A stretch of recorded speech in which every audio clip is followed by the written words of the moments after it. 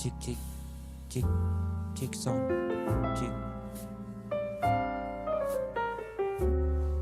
cek cek sound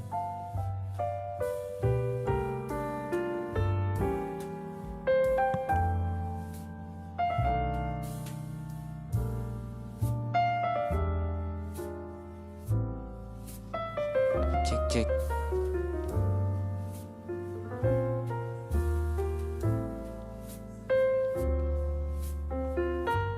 cek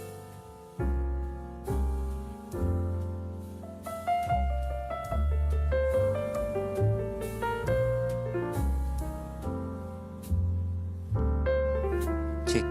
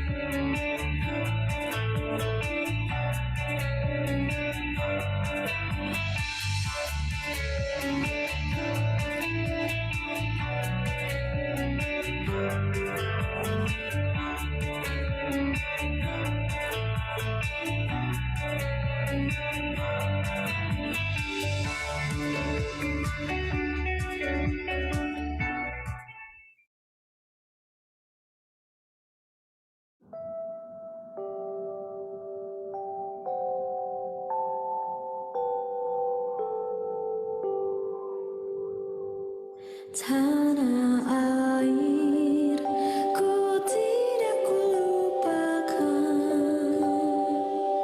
kan terkenang selama hidupku. Biarpun saya pergi jauh, tidak akan hilang dari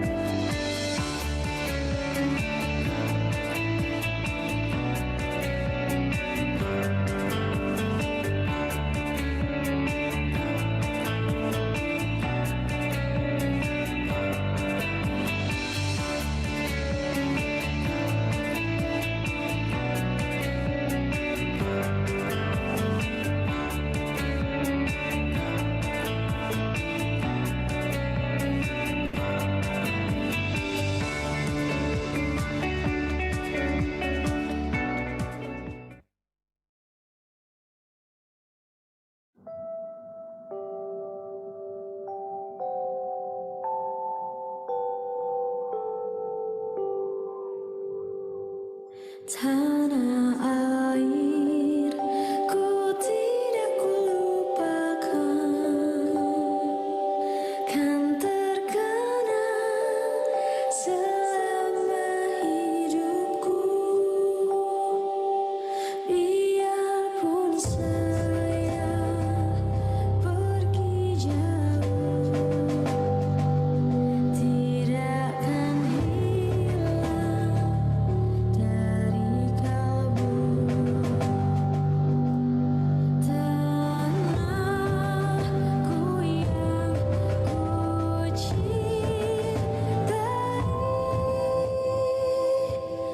engkau ku hargai.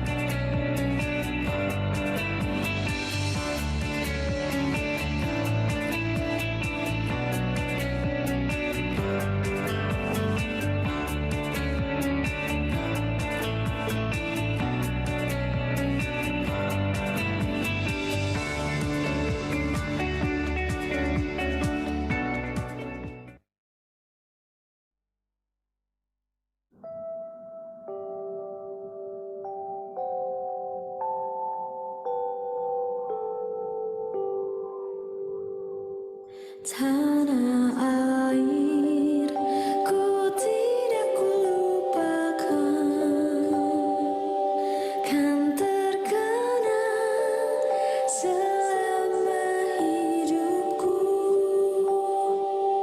Biarpun saya pergi jauh, tidak akan hilang dari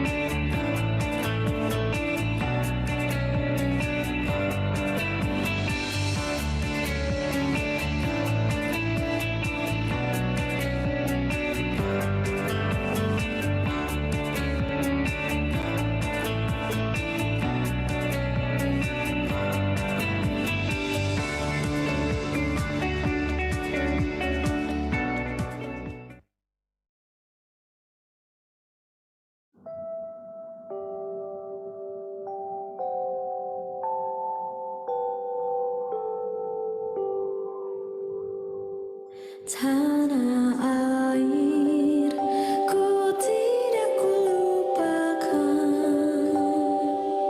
kan terkenang selama hidupku. Biarpun saya pergi jauh, tidak akan hilang dari kalbu. Tanahku yang ku cintai, engkau ku hargai.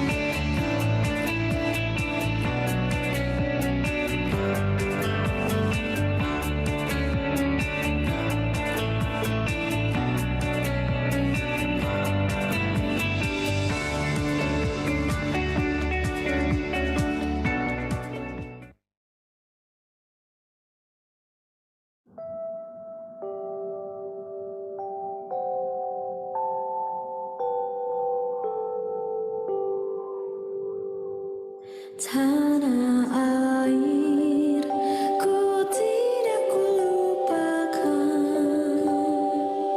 kan terkenang selama hidupku. Biarpun saya pergi jauh, tidak akan hilang dari kalbu.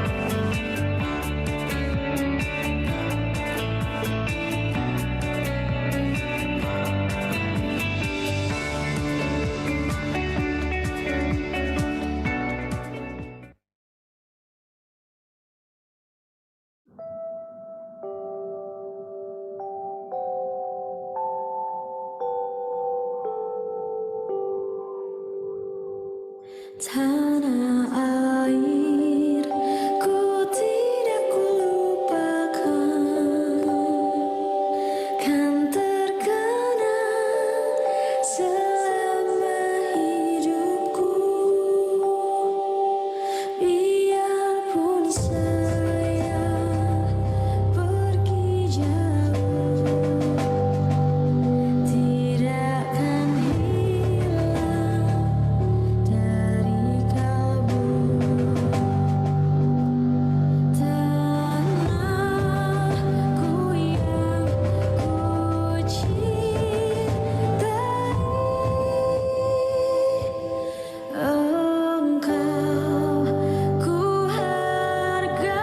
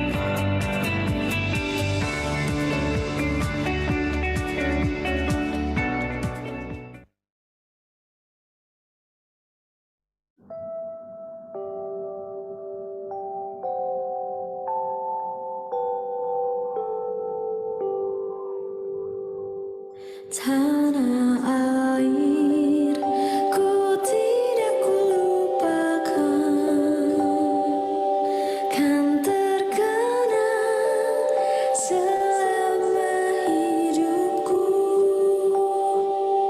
Biarpun saya pergi jauh, tidak akan hilang dari kalbu.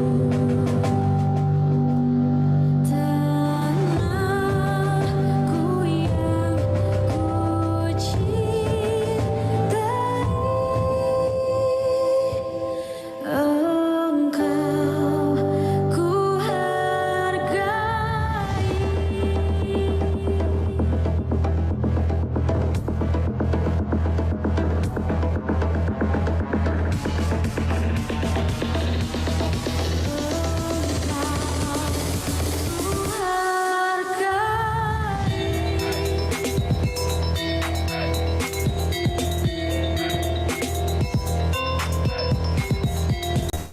And gentlemen, The opening ceremony is going to start in 5 minutes.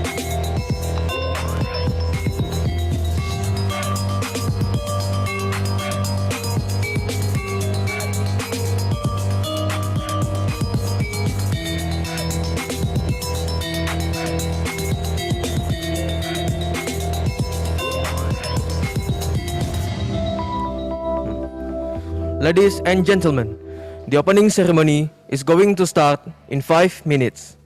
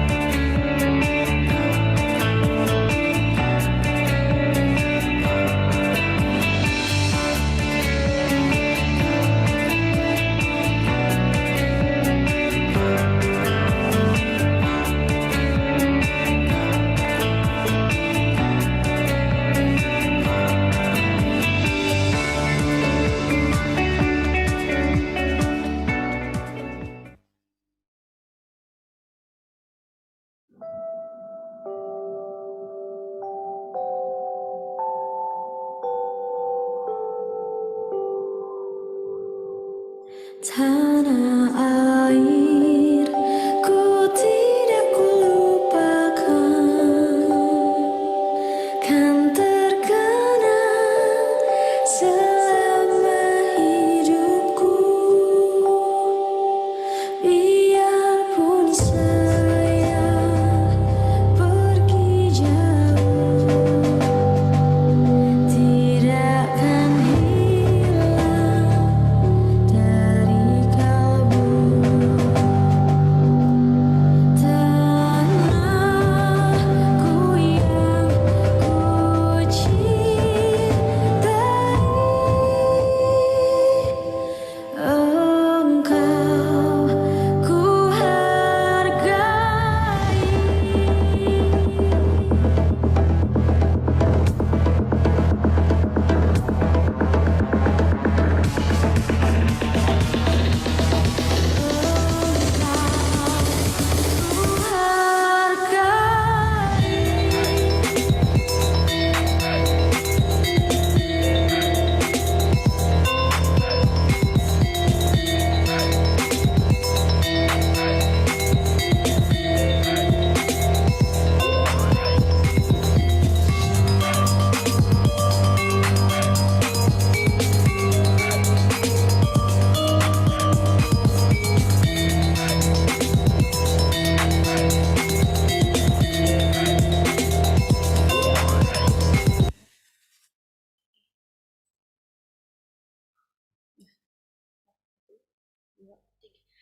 Assalamualaikum warahmatullahi wabarakatuh.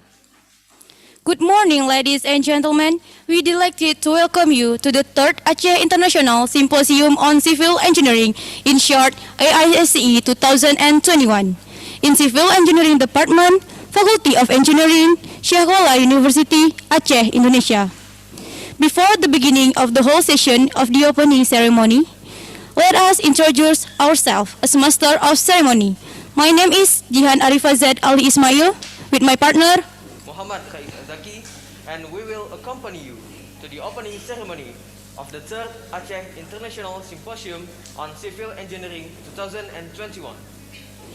First of all, praise be to Allah Subhanahu wa Ta'ala, who has been giving us guidance, happiness, healthiness, and mercy, so we can attend and participate in this event without any obstacles. Praise and salutation upon our Prophet Muhammad sallallahu alaihi wasallam, the best figure of this universe, the person who was able to save us from Jahiliyah era.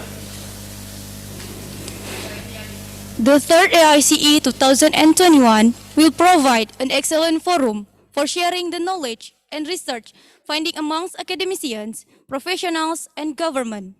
Topic of interest cover all theoretical, computational, and practical aspects of civil engineering.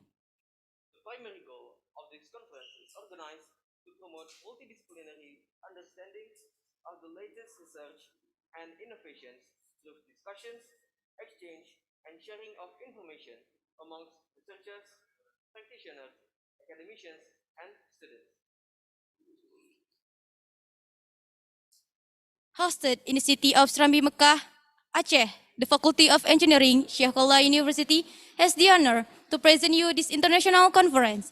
This conference is presented by the Committee of the Department of Civil Engineering, which has nurtured the virtuous culture of collective values and the vibrant youth spirit of the Department of Civil Engineering.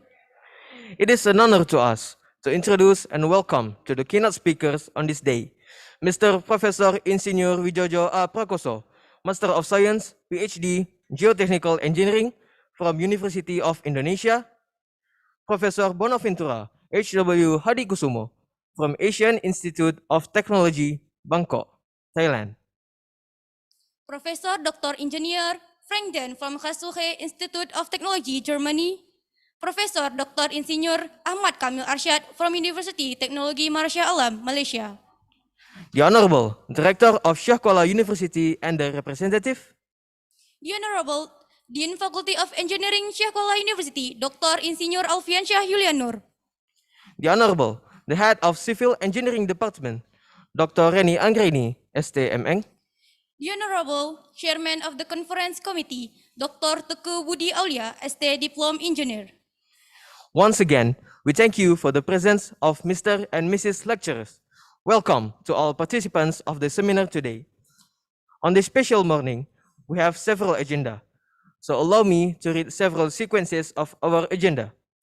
The first is the opening, which we previously had said together. The second is reciting the Quran and praying. The third is listening to the national anthem of Indonesia. The fourth agenda, we would like to watch a profile video of Syekh Kuala University. The fifth is the main event of the presentation on this conference. All right, let us continue the agenda. Right now, we will listen to our brother Ahlul Ramadana reciting the Quran and praying. Time is yours.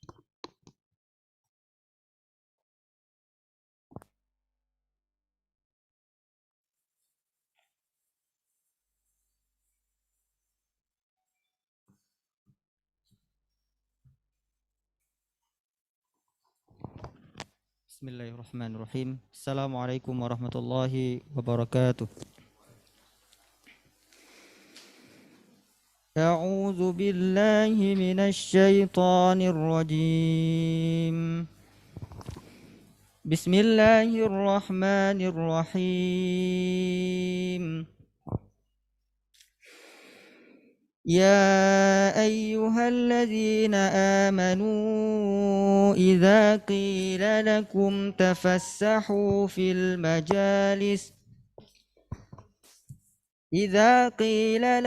تفسحوا في المجالس فافسحوا يفسح الله لكم وإذا قيل انشزوا فانشزوا يرفع الله الذين آمنوا منكم والذين أوتوا العلم درجات والله بما تعملون خبير يا أيها الذين آمنوا إذا ناجيتم الرسول فقدموا بين يدي نجواكم صدقة ذلك خير لكم وأطهر فإن لم تجدوا فإن الله غفور رحيم أأشفقتم أن تقدموا بين يدي نجواكم صدقات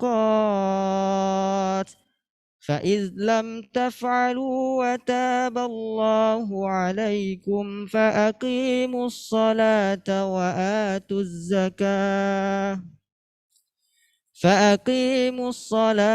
وآتوا الزكاة وأطيعوا الله ورسوله والله خبير بما تعملون صدق الله العظيم أعوذ بالله من الشيطان الرجيم بسم الله الرحمن الرحيم الحمد لله رب العالمين حمدا يوافي نعمه ويكافئ مزيده يا ربنا لك الحمد كما ينبغي لجلال وجهك الكريم وعظيم سلطانك اللهم صل على سيدنا محمد وعلى آله وصحبه أجمعين ربنا ظلمنا أنفسنا وإن لم تغفر لنا وترحمنا لنكونن من الخاسرين اللهم اجعل هذا جمعنا جمعا مرحوما وتفرقنا من بعده تفرقا معصوما اللهم اقسم لنا من خشيتك ما تحول به بيننا وبين معصيتك ومن طاعتك ما تبلغنا بها جنتك ومن اليقين ما تهون به مصائب الدنيا ومتعنا بأسماعنا وأبصارنا وقوتنا ما أحييتنا واجعله الوارث منا واجعل ثأرنا على من ظلمنا وانصرنا على من عادانا ولا تجعل مصيبتنا في ديننا ولا تجعل الدنيا أكبر همنا ولا مبلغ علمنا ولا تسلط علينا من لا يخافك ولا يرحمنا سبحان ربك رب العزة عما يصفون وسلام على المرسلين والحمد لله رب العالمين السلام عليكم ورحمة الله وبركاته.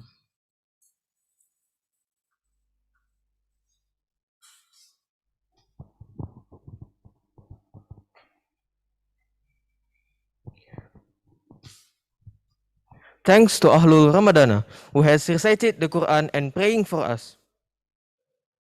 The third agenda is listening to the national anthem of Indonesia. Attendees are kindly requested to stand.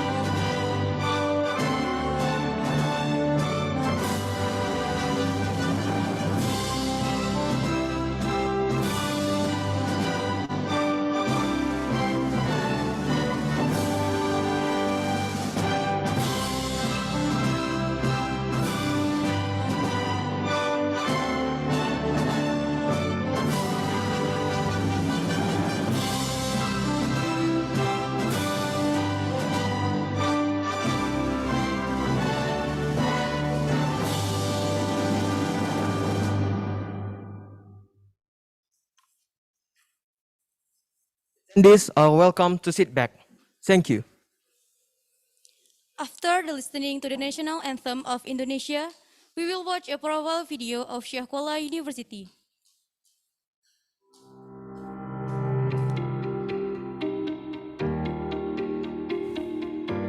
Universitas Syekh Kuala is a public university located in Banda Aceh, the capital of Aceh Province.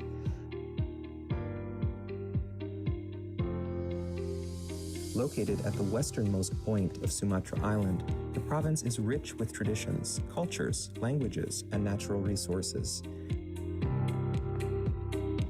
The university is also known as the heart of the Acehnese, Jantong Hati Rakyat Aceh.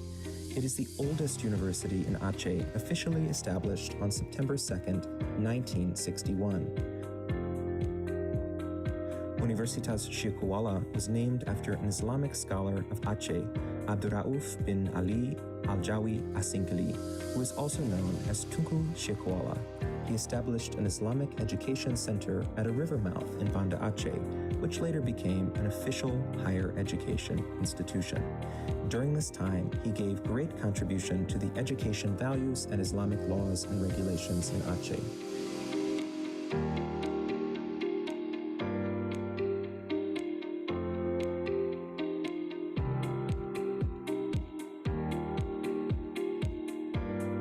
In addition to the main campus in Darussalam, Banda Aceh City, Universitas Syekh Kuala has also established a second campus in the district of Gaya Luiz. The campus is called Program Studi di Luar Kampus Utama, the study program outside the main campus, which was officially opened on September 2nd, 2014. Universitas Syekh Kuala has 12 faculties and a postgraduate school.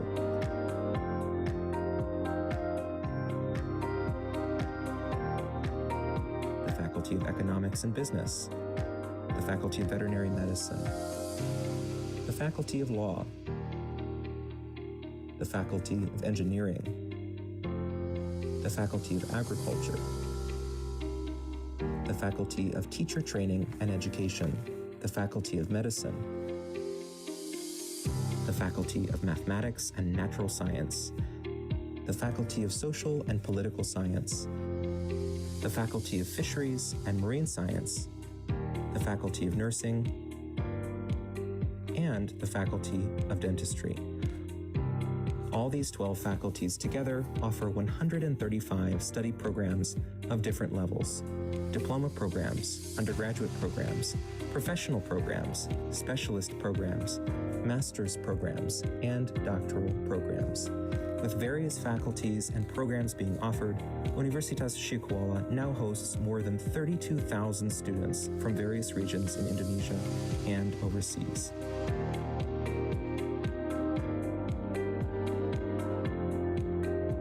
The university has received numerous awards for its achievements at both the national and the international levels. For example, with Malam Diwa Electric Car, Universitas Syekh Kuala recently won as the second fastest team to compete technical inspection in the electric class at a prestigious competition in Asia, the Shell Eco Marathon Asia competition.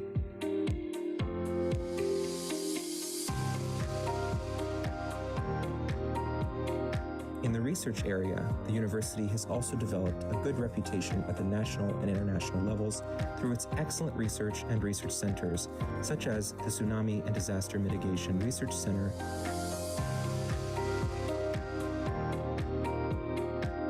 and the AISCE-3 Research Center. Universitas Syekh Kuala also publishes numerous scientific journals. Some of them have been indexed by CINTA, the Indonesian Citation Index, as Quartile 1 and 2 journals. One of the university's journals, Studies in English Language and Education Journal, has recently been indexed by Scopus, one of the most reputable journal indexing and citation databases in the scientific world. Universitas Syekh Kuala has actively participated in several collaborative programs with several countries in Asia and Europe. These include Erasmus Mobility and Capacity Building Program, IMT-GT University Network Program, and the Erasmus Plus Program. Universitas Syekh Kuala has numerous national and international collaborations with universities and companies across the globe. Through this collaboration, the university has successfully organized various academic and non-academic events which have improved the university's national and international reputations. The Joint Research and Publication Program, the Exchange Program, the Internship Program, the Disaster and Cultural Summer Camp, and the Humanitarian Program are among many others.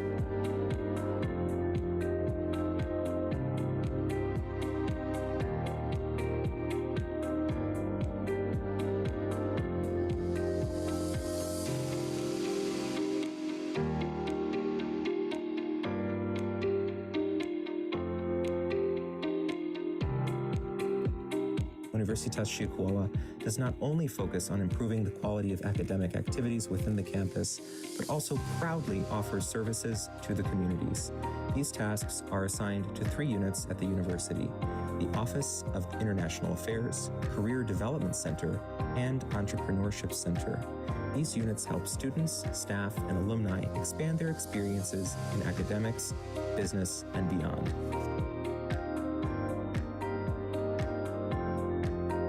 Therefore, Universitas Syekh Kuala has always appreciated and placed at top priorities all partnerships and collaborations, and has managed to make the university what it is today, the heart of the Acehnese, Jantung Hati Rakyat Aceh.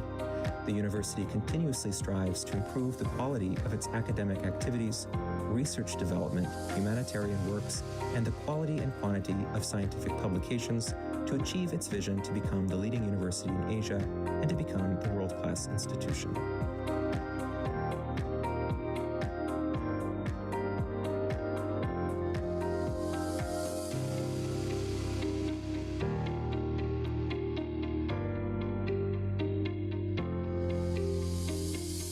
Universitas Syekh Kuala, universitas yang inovatif, mandiri dan terkemuka, menuju Innovation Socio-Technopreneur University.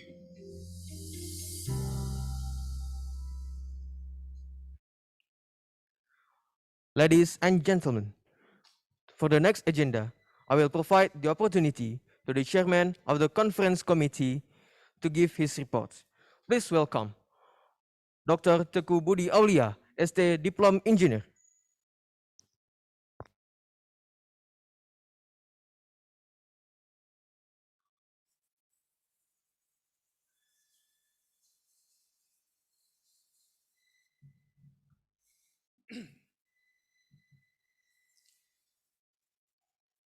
Bismillahirrahmanirrahim. Assalamualaikum warahmatullahi wabarakatuh.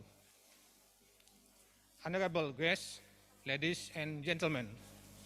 First of all, this is a very honorable welcome to all of you who have joined the 3rd Aceh International Symposium on Civil Engineering, abbreviated with AISCE 2021.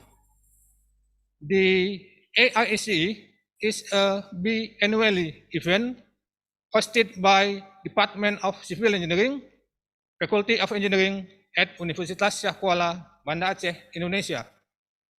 The AISCE is designed to have a main purpose as a discussion forum to share knowledge, innovations, and latest research findings in the field of civil engineering amongst academicians, researchers, practitioners, governments, and students. The 3rd AISCE is held virtually on October 28 and 29, 2021 through Zoom meeting apparatus with the theme towards the sustainable and green construction, promoting advanced material and technology in disaster resilient infrastructures and environments. The keynote speakers who will attend are: first, Professor Dr. Ing Frangdin from Karlsruhe Institute of Technology, Germany. Second, Professor Insinyur Wijoyo A. Prakoso, MSc, PhD, Geotechnic Engineering from University of Indonesia, Jakarta, Indonesia.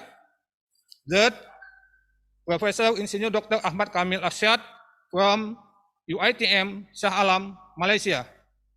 And fourth, Professor Bonaventura H.W. Hadikusumo from AIT Bangkok, Thailand. In addition, the third AISCE will present 50 papers from 5 fields of study in the Department of Civil Engineering, as well as environmental and disaster science, in which the participants come from various countries, namely Indonesia, Malaysia, Saudi Arabia, Germany, France, Japan, and Nigeria. In this year, the third AISCE has a collaboration with University Technology Petronas, UTP Malaysia, University Technology Mara, UITM Shah Alam Malaysia, and University Technology Mara, Sawangan, Pulau Penang, Malaysia. Finally, I would like to thank those who support this event. I'm really grateful to the organizing committee that has been working hard for the successful of this event. Head and Secretary of Department of Civil Engineering, colleagues, sponsors, keynote speakers, moderators, presenters, and participants, and students who helped and being involved in this event. Thank you very much for accepting our invitation and participating in this conference. I highly appreciate your kind support and contributions in making this conference successful and useful. Wassalamualaikum warahmatullahi wabarakatuh.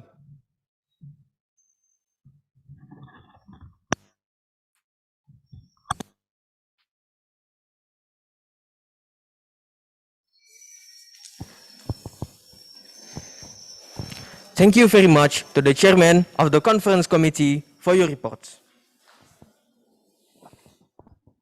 Excellencies, participants, ladies and gentlemen, we are now going to listen to the opening speech by the Rector of Shah Kuala University, which is represented by the Vice Rector of Academic. Ladies and gentlemen, please welcome Professor Dr. Insinyur Marwan. Time is yours.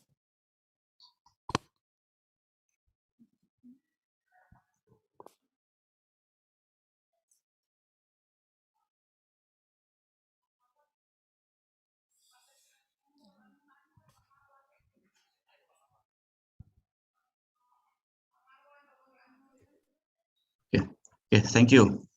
Assalamualaikum warahmatullahi wabarakatuh.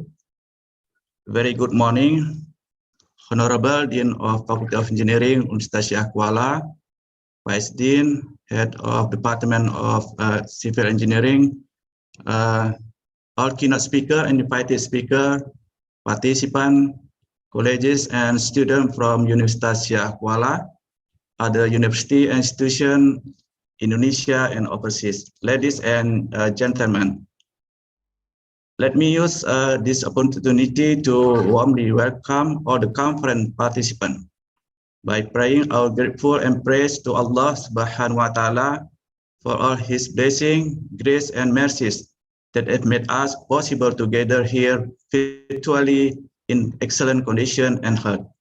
It is my great pleasure to greet you all at the opening ceremony of the third Aceh International Symposium on Civil Engineering, AISCE, organized by the Department of Civil Engineering, Faculty of Engineering, Universitas Shah Kuala in Banda Aceh. This year, symposium is still conducted in virtual room due to COVID-19 pandemic. We pray to Allah, our God, the pandemic will be over soon. So in the next symposium, you all can come to Banda Aceh, not only for the meeting, but also to enjoy the city of Banda Aceh. The city in its vicinity is famous for its tsunami heritage, its Islamic tradition and culture, its culinary, and its natural beauty. I would like also to extend warm welcome to all special guests from Malaysia, Japan, Nigeria, France, Saudi Arabia, and Germany. This greeting is also extended to guests from our university partner who have collaborated with us on a regular basis to help us expand our capacity. I would like also to express my gratitude to all our keynote speakers for taking time to accept this invitation, share their knowledge and experience in this symposium. They are from the following university. First, Professor Dr. Engineer Frank Derks from Karlsruhe Institute of Technology, Germany. Second, Professor Dr. Insinyur A. Prakoso, MSc PhD from Universitas Indonesia, Jakarta. Third, Professor Insinyur Dr. Ahmad Kamil Arsyad from UiTM, Shah Alam, Malaysia. Fourth, Professor Bonaventura H.W. Hadikusumo from Asian Institute of Technology, Bangkok, Thailand. It is truly an honor to have you here with us today. Ladies and gentlemen, the theme of this year's symposium is closely related to our university goals. Following the 2004 Indian Ocean earthquake and tsunami, we learned that it is even more critical than our infrastructure environment be designed and built using both green and disaster resilience strategies. I'm grateful that Universitas Syah Kuala, through its Faculty of Engineering and Department of Civil Engineering, is consistently contributing academically to the development of such strategies by collaborating with other institutions. I hope that all the conference findings will be published in international journal or proceedings, and all parties involved can get benefit and use new ideas in the future. I also hope that this conference will enable the committee, attendees, and keynote speakers to collaborate and expand the networking in the future for research, publication, and other academic activities. Ladies and gentlemen, finally, I would like to express also my sincere thanks to the chairman, the advisory board, organizing committee, international scientific committee, institution, company, and volunteers who have all contributed to the success of this symposium. By saying Allah's name, Allah's grace and permission, Bismillahirrahmanirrahim, I declare the third Aceh International Symposium on Civil Engineering Universitas Syah Kuala 2021 is officially open. I wish you a successful, enjoyable, and fruitful symposium. Thank you very much. Assalamualaikum warahmatullahi wabarakatuh. Thank you, Professor Dr. Insinyur Marwan, for the opening speech. Ladies and gentlemen, now we will continue to the next session. However, before we move further to the next agenda, the technical committee would like to thank our general sponsor of AISCE 2021, PT Hutama Karya, PT Adikarya, and Ikatsi Unsia. Thank you for your attention. And now, we will hold a photo session. To all attendees, please open your camera. 1, 2, 3. Okay?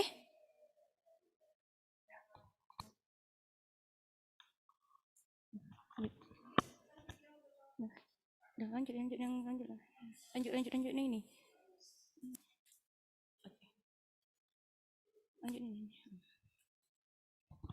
We are now continuing our meeting to the next agenda, that is to hear the keynote speeches, which will be delivered by Professor Insinyur Wijojo A. Prakoso, Master of Science, PhD, Geotechnical Engineering, and Professor Bonaventura H.W. Hadikusumo. The keynote speech will be moderated by Dr. Yunita Idris, STMN Structure. Dr. Yunita Idris is an academic staff in the Department of Civil Engineering, Engineering Faculty of Syah Kuala University. She was graduated from the Department of Civil Engineering, Engineering Faculty, Syah Kuala University in 2003. She pursued her master's degree in structural engineering in Melbourne School of Engineering. the University of Melbourne, Australia in 2008. She holds a PhD in structural engineering from the University of Adelaide. To the moderator, time is yours. Thank you for our Master of Ceremonies. Yes. To Honorable our Vice Rector and our Honorable Dean of Faculty Engineering, our Head of Departments, and the Chairman of the Committee. And also not to forget our Honorable Keynote Speakers. And also not to forget our beloved audience. Once again, welcome to Aceh International Symposium on Civil Engineering, AISCE 2021. And I will in this session I will become as the moderator, and we will have two keynote speakers. Our honorable speakers will deliver a 20 minutes presentation, and the discussion session will come after the second keynote speakers delivering his presentations. All of the participants are encouraged to ask some question related to the topic later. Please type the question to me or our host because I will read the question later. And before we started to the first speaker, I would like to read a brief introduction of Professor Wijaya. Assalamualaikum, Professor Wijaya. Okay. Professor Wijaya, Professor Insinyur Wijaya Adi Prakoso, MSc, PhD, AG Engineering, received his bachelor degree in civil engineering from Universitas Indonesia, master degree and PhD in geotechnical engineering from Cornell University, USA. Professor Wijaya Prakoso is a professor of civil engineering, especially in geotechnical engineering in Universitas Indonesia. He also the chairman of HATI, Himpunan Ahli Teknik Tanah Indonesia, an association of geotechnical experts in Indonesia.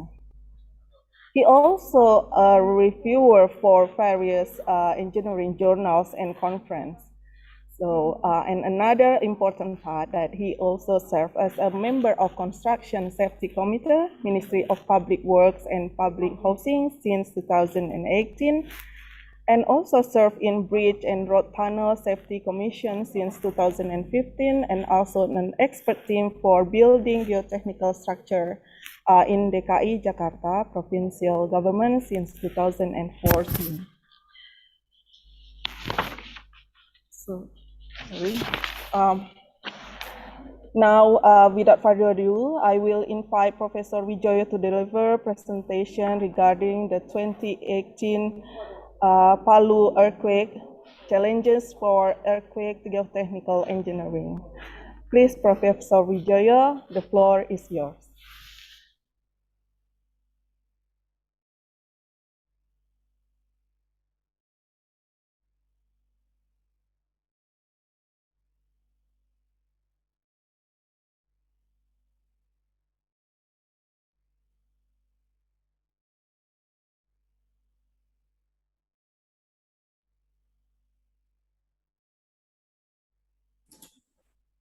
Okay. Yeah. Assalamualaikum warahmatullahi wabarakatuh. Good morning. Salam sejahtera buat kita semua. Thank you very much, Ibu Yunita, for your kind introduction. So, it is my great honor to be in this conference. To deliver this speech, and hopefully that this speech would develop further into collaborations between Universitas Indonesia and Universitas Syah Kuala in the future, particularly, and with other universities as well. Ladies and gentlemen, let me share the screen.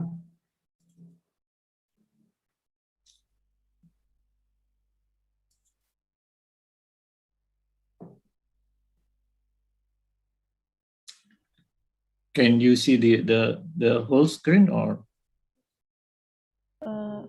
Yeah, yes, it's clear, but maybe we can have a slide Okay. display, yeah, slide. Okay. Yes, thank you, Mr. Professor. Yeah. This morning I will deliver this our research on Palu earthquake 2008 and Palu earthquake, and what we have found is that as we learn more and more, we understand that we have greater and greater challenges to understand the problems brought by this earthquake, especially for the geotechnical part of the problem. It is a very challenging task to do. So I would invite all the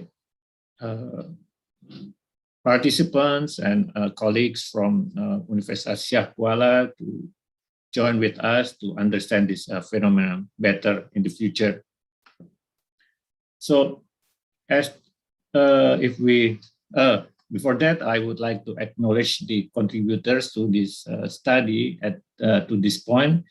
There are several PhD students, as well as the master's program and undergraduate students involved in this research. Also, there are some colleagues of mine, Dr. Wiwi Rahayu and Mr. Ali Bahsan, as well as the grants from the Ministry of Education, Culture and Research and Higher Education, as well as from Universitas Indonesia. And we have been assisted by Pusat Gempa Nasional, Pusat Studi Gempa Nasional, National Center for Earthquake Studies, and HATI, as well as GEAR team from the United States. So it is really a collaborative research, and still we have challenges to understand what happened in Palu. So the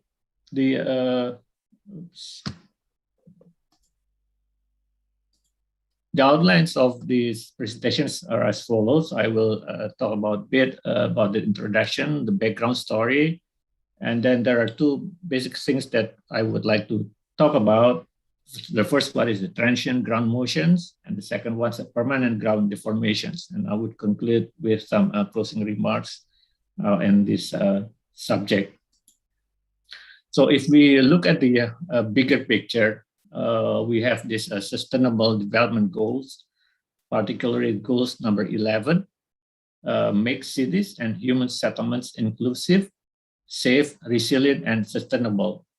And if we look further into the details, there is target 11.5, reduce the adverse effects of natural disasters. So it is very important for us living in Indonesia to contribute, especially in the civil engineering world, to contribute and to reduce the adverse effects of natural disasters. I don't think that I have to give lessons, let's say, for people in Aceh, that as Aceh has experienced major disasters in 2004, and probably this is just a small reminder for colleagues in Aceh. But for other people, this is really serious, that we need to reduce the adverse effects of natural disasters. And the target is to, by 2030, it is hoped that we could significantly reduce the number of deaths and the number of people affected, and substantially decrease the direct economic losses, etc., etc. So we do have a challenging task in our hand, and to contribute to this sustainable development goal.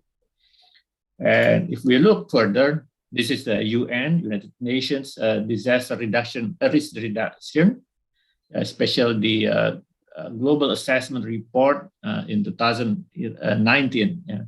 We can see they have stated that Indonesia is number three country that has had the highest average annual economic losses and due to earthquake risk. So it is really a big problem for us, and we need to think about this further and deeply, and so that we could reduce the risk further. And if we look at this, this is just a map from USGS, the last 5 years of major earthquakes in Indonesia.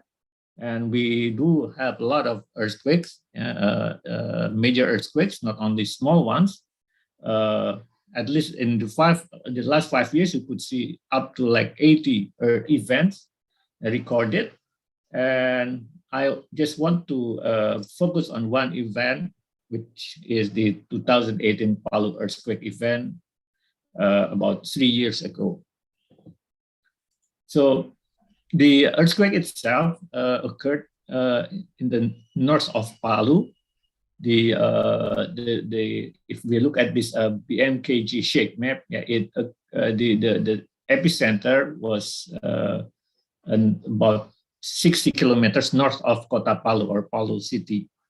But we have heard that this earthquake then caused major damages in Palu and have taken more than 3,000 lives. So if we look at this is a major earthquake, magnitude about 7.4, or some people say 7.5. Yeah. But the real problems is the geotechnical side of the problems. So if we look at this transient ground motions, if we look at this is the left-hand side map is the seismic source map developed by Pusat Studi Gempa Nasional. It was identified that the Palu fault the maximum considered magnitude is about 6.8, with the slip rate about 10 millimeter per year. And if we look at the new SNI 1726-2019, the PGA is about 0.8. This is the study previous to the actual event predicted. And if we look at this, actual events, the major seismic source was, as I mentioned before, the magnitude 7.5. It's about 60 kilometers north of the city. But after that, there were a series of aftershocks. And these aftershocks are quite big as well. We could see this from the study by GIR. There were about 4 or 5 quite big earthquakes, greater than 5 earthquakes after the main shock. So it is an important thing to notice that probably these aftershocks would contribute further to the damages experienced in Palu city. And if you look at this ground motion report, this is the recorded in BMKG station located about 1 kilometer west of the fault. And if we look at this, the upper figure is the north-south, east-west direction, ground motion directions, and the middle one is the north-south direction, while the lower one is the up-down directions, the vertical directions. We could see that if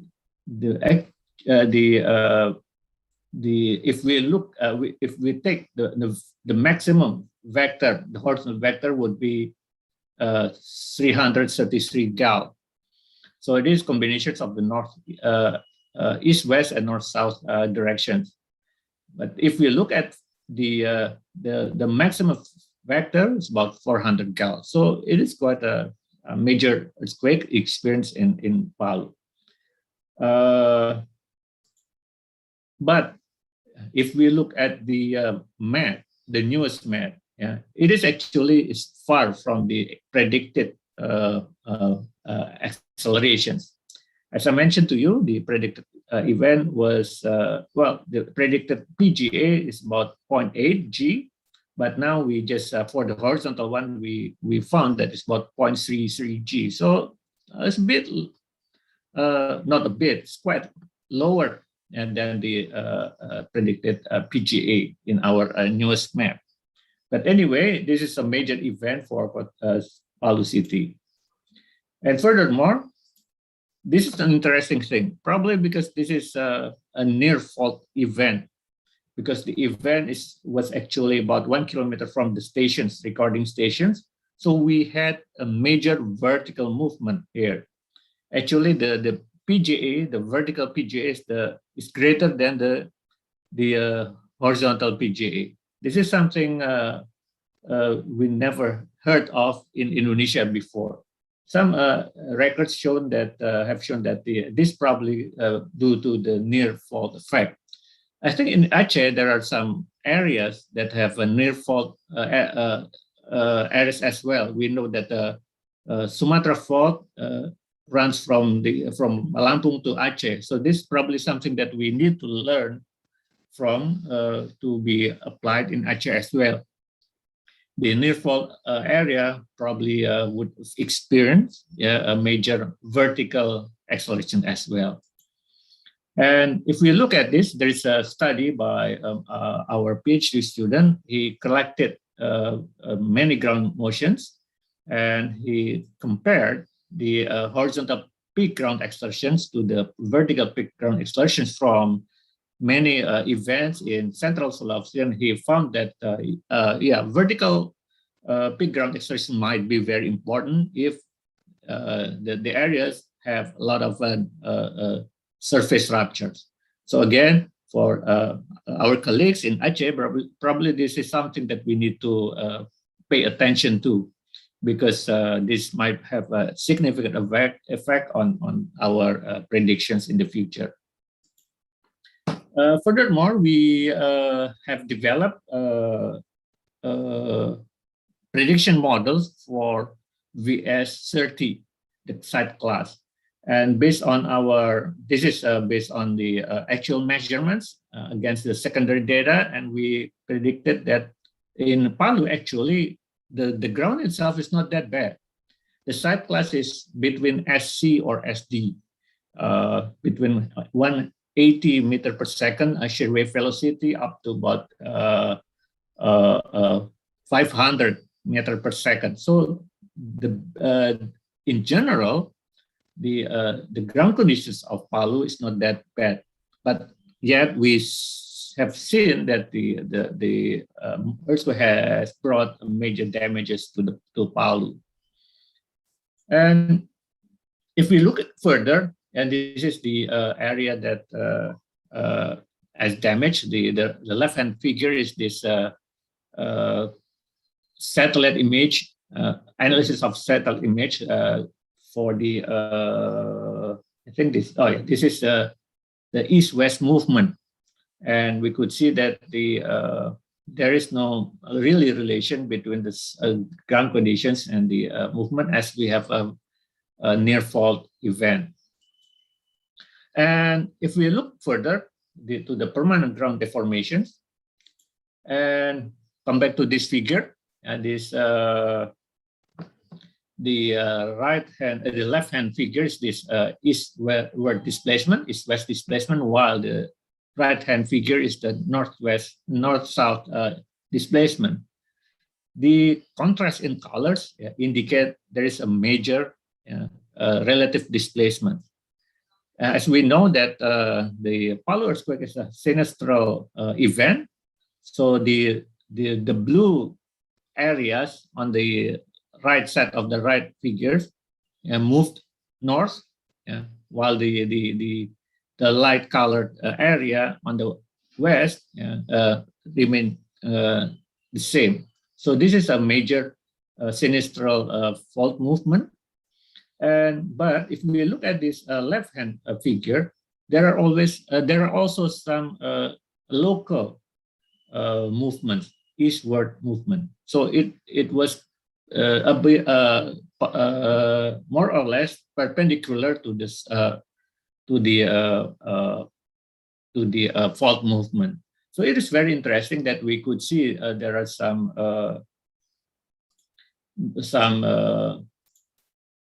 areas yeah, that have a local movement such this one. So this is one of the areas that we need to look at further. So if we look at this before to going to the that particular areas, we could look at this near fault area. If we look at this is just an example that we could observe in Palu at that time. The top figure is the Google Street View taken prior to the event, while the lower figure is the after post-event picture. We could see that the ground actually moved. It's not only in the like the satellite images, we could actually see in the field that the street was straight, but after the straight, we could see that there is a bend in the street. So it is something that we could see in the field. But what is interesting is that the performance of the buildings quite different. We thought that if we have a near fault event, the buildings would be all gone. But this was not something that we observed in Palu. The effect of the actual fault was very local. For example, the upper figure is a photo of a mosque. We could see that there are a row of columns, and not all columns were tilted. Only the columns in the fault zone. So although it is one building, yeah, the building behaved differently, yeah, relative to the fault locations. In the lower hand, the lower figure, we saw two rows of houses. This is like rumah kontrakan in Bahasa Indonesia, and we could see that the left hand side houses were badly damaged, but not on the right hand side houses. So this is very local. The effect of faults was very local. That this is something that we learned from this earthquake. This is quite new actually for us. While the fault zones effect is very localized.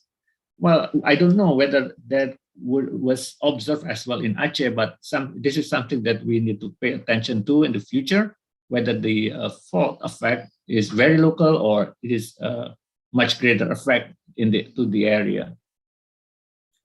So move to the flow slide, the localized movements in the especially in the east side of Palu.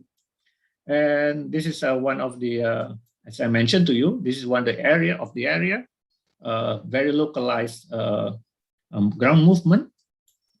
And as I mentioned to you, yeah, if we look at the site class, the VS30, we would have not predicted that because the ground conditions is actually not that bad. But yet again, we observed that there were some major flow slides in this area. So this is to say that site class doesn't tell us all the story. We have to do a much more deeper studies to understand these events. And this is just to show again that the site class is just for transient ground movement, but it doesn't really tell us about the permanent ground movement. And we just focus on one area. This is called Desa Lolu, or Lolu village.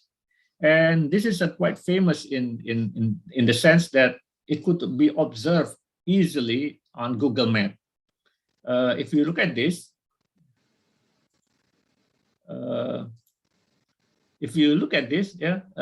there are two blocks, but actually it was a single housing complex. So it moved separately between this housing complex. And if we look at this figure, this is a photo taken from the drone a couple months after the event. We could see that this is how it actually looks from above.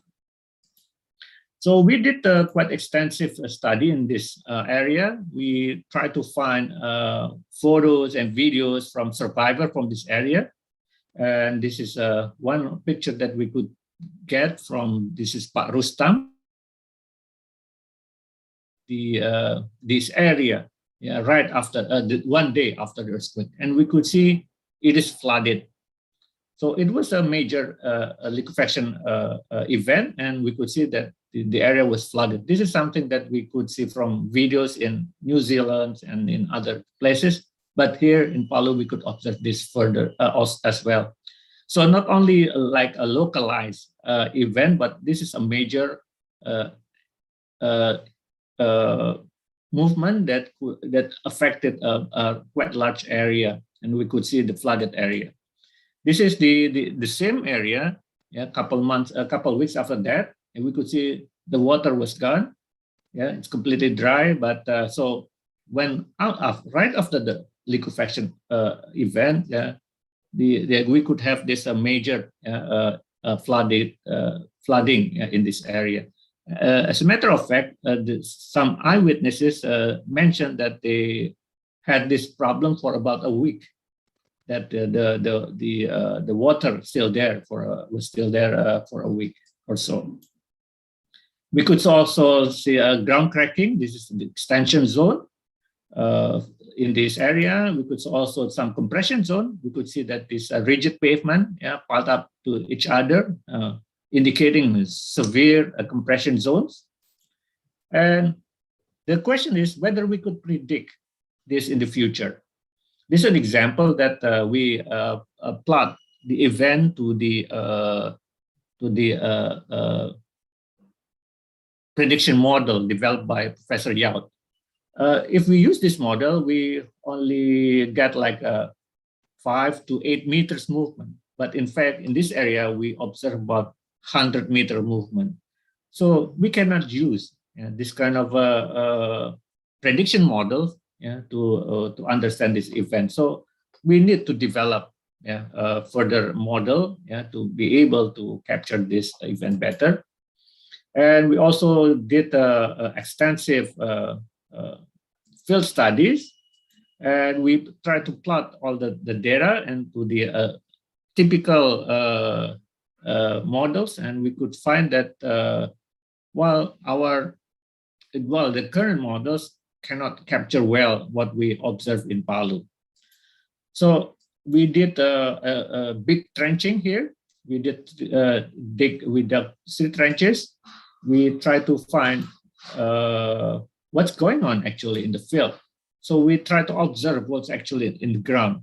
So we could see that the soil layers and how the soil layers change with the ground movement. So this is a very interesting study. And well, but it's not easy to interpret this, and we still the research is still going on. And as I mentioned to you, in the Palu earthquake also gave us a hint that probably the aftershock events need to be considered as well, as we have major aftershock events that could affect this ground movement further.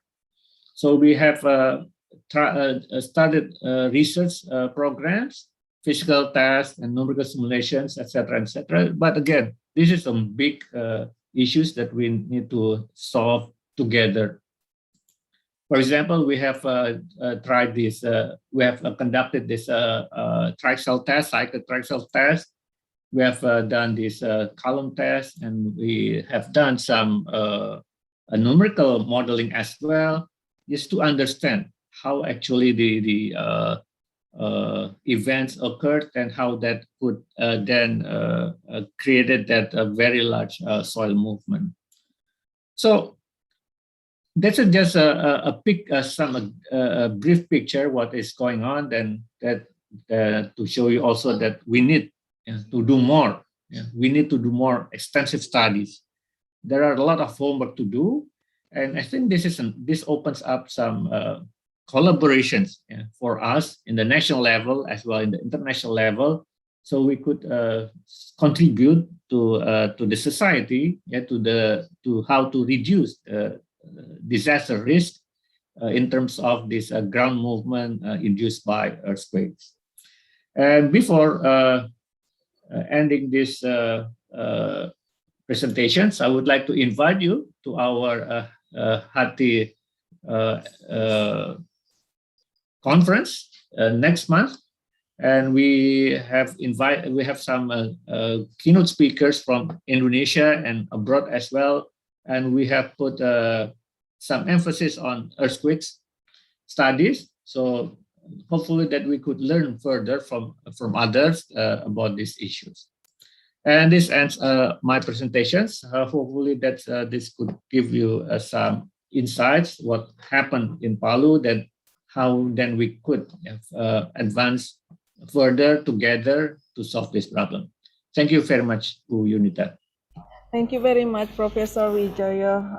It's quite interesting to hear about your description about the near fault damage and also about the Palu earthquake and challenges for an assessment for assessment of the situation in Palu.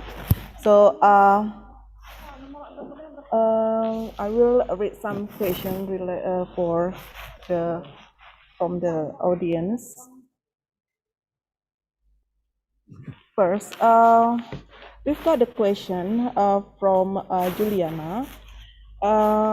It's about what is a visible difference between the impact that cause of the vertical horizontal earthquake and with the sorry for vertical horizontal. I mean the vertical earthquake and the horizontal earthquake. So I mean in terms of the damage. Well, traditionally when we design earthquake resistant design, we focus on horizontal acceleration effect. And we do put some vertical effect on the equations, but we rarely actually analyze buildings for vertical effects, because we thought that the vertical effect would be countered by the self-weight of the structures. But when we have large vertical accelerations, that might change the game.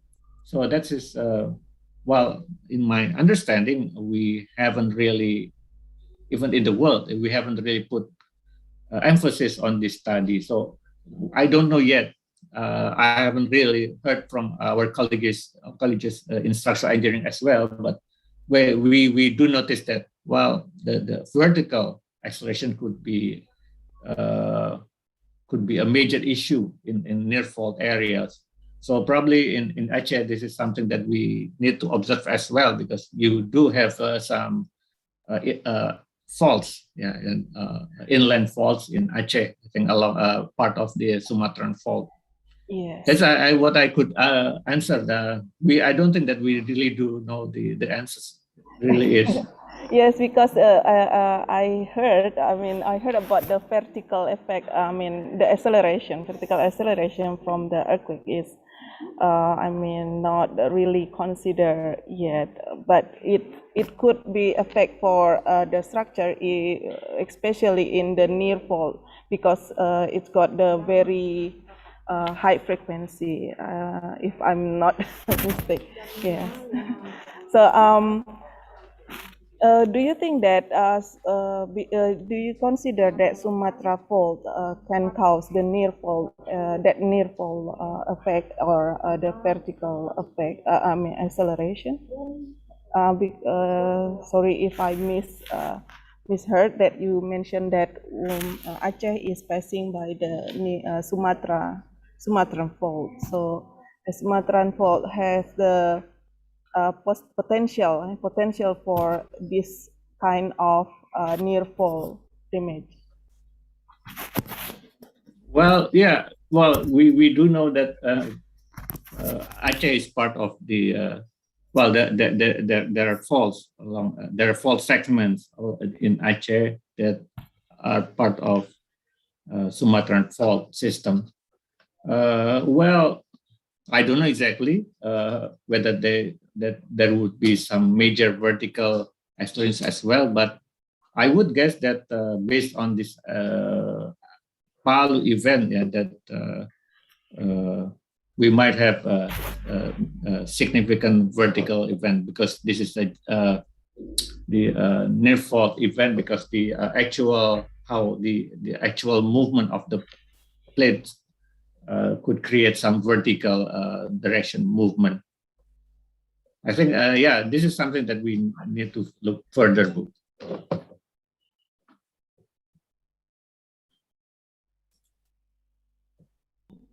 Okay. I will encourage all of the audience who want to ask related to the topic.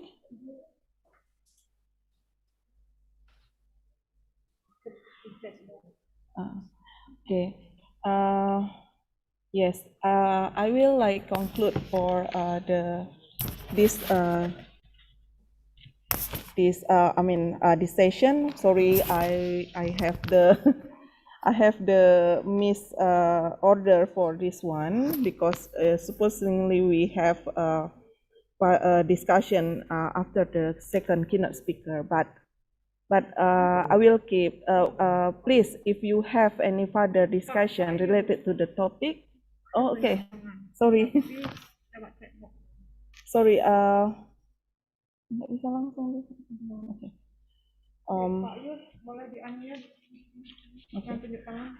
So we have Dr. Yusria here who want to ask the question.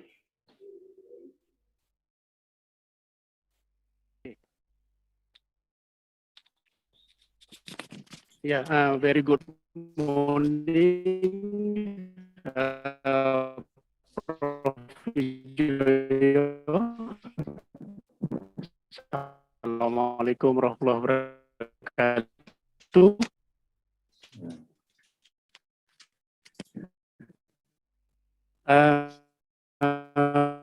Prof, very nice and very interesting presentation and research. Actually my background is from pavement and also transportation engineering, and I show some of your photos showing that the disruption on the pavement. So if you don't mind, I would like maybe some explanation on the impact on the pavement condition. As we know that we have two types of the pavements, namely flexible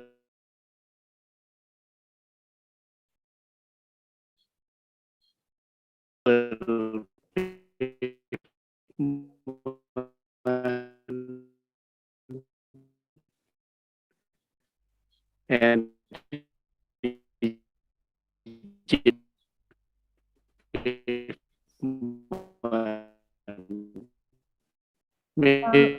Sorry, Dr. Yusria. Sorry, Dr. Yusria. Maybe a bit unclear for the question. Would you mind to type in the chat box? Okay.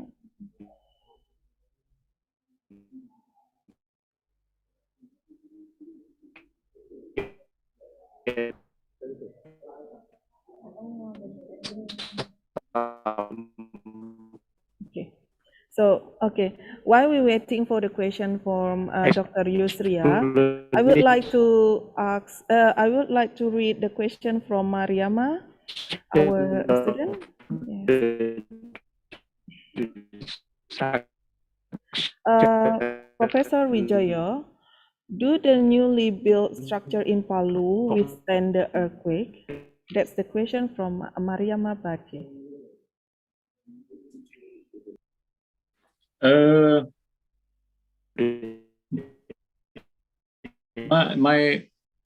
My understanding is there were buildings that could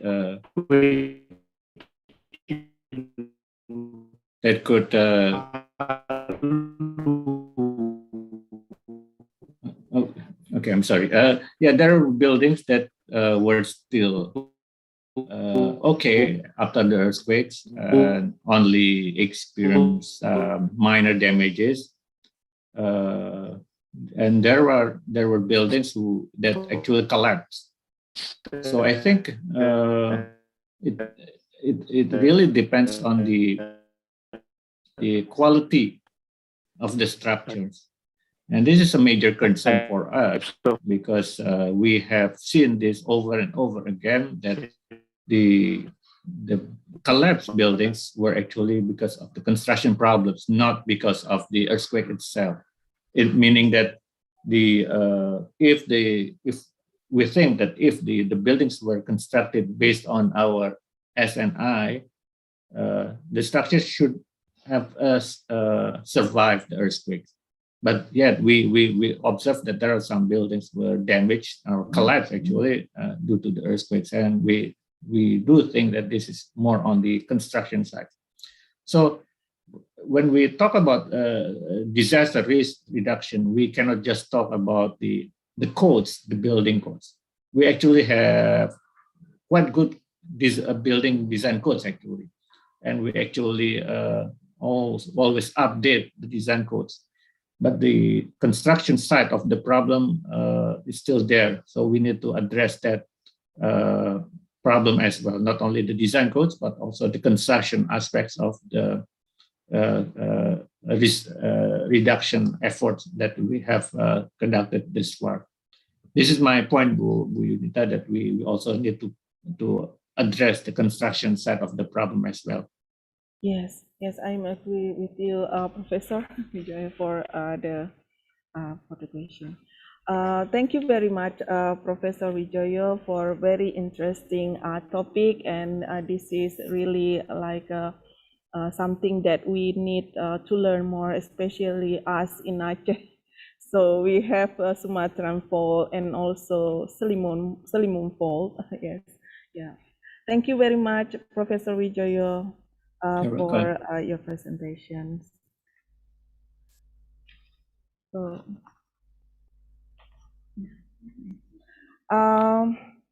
after we heard about the presentation from Professor Wijoyo, I'm going to call our second keynote speaker. Before I share the floor to Professor Bonaventura Hadikusumo, I would like to read his brief biography. Professor Hadikusumo received his bachelor degree in civil engineering from Universitas Diponegoro. He's doing his master degree in construction management from ASEAN Institute of Technology and got the PhD from the University of Hong Kong. Professor Bonaventura Hadikusumo had been a faculty at ASEAN Institute of Technology, Thailand since 2001, and his current rank is a full professor in construction management.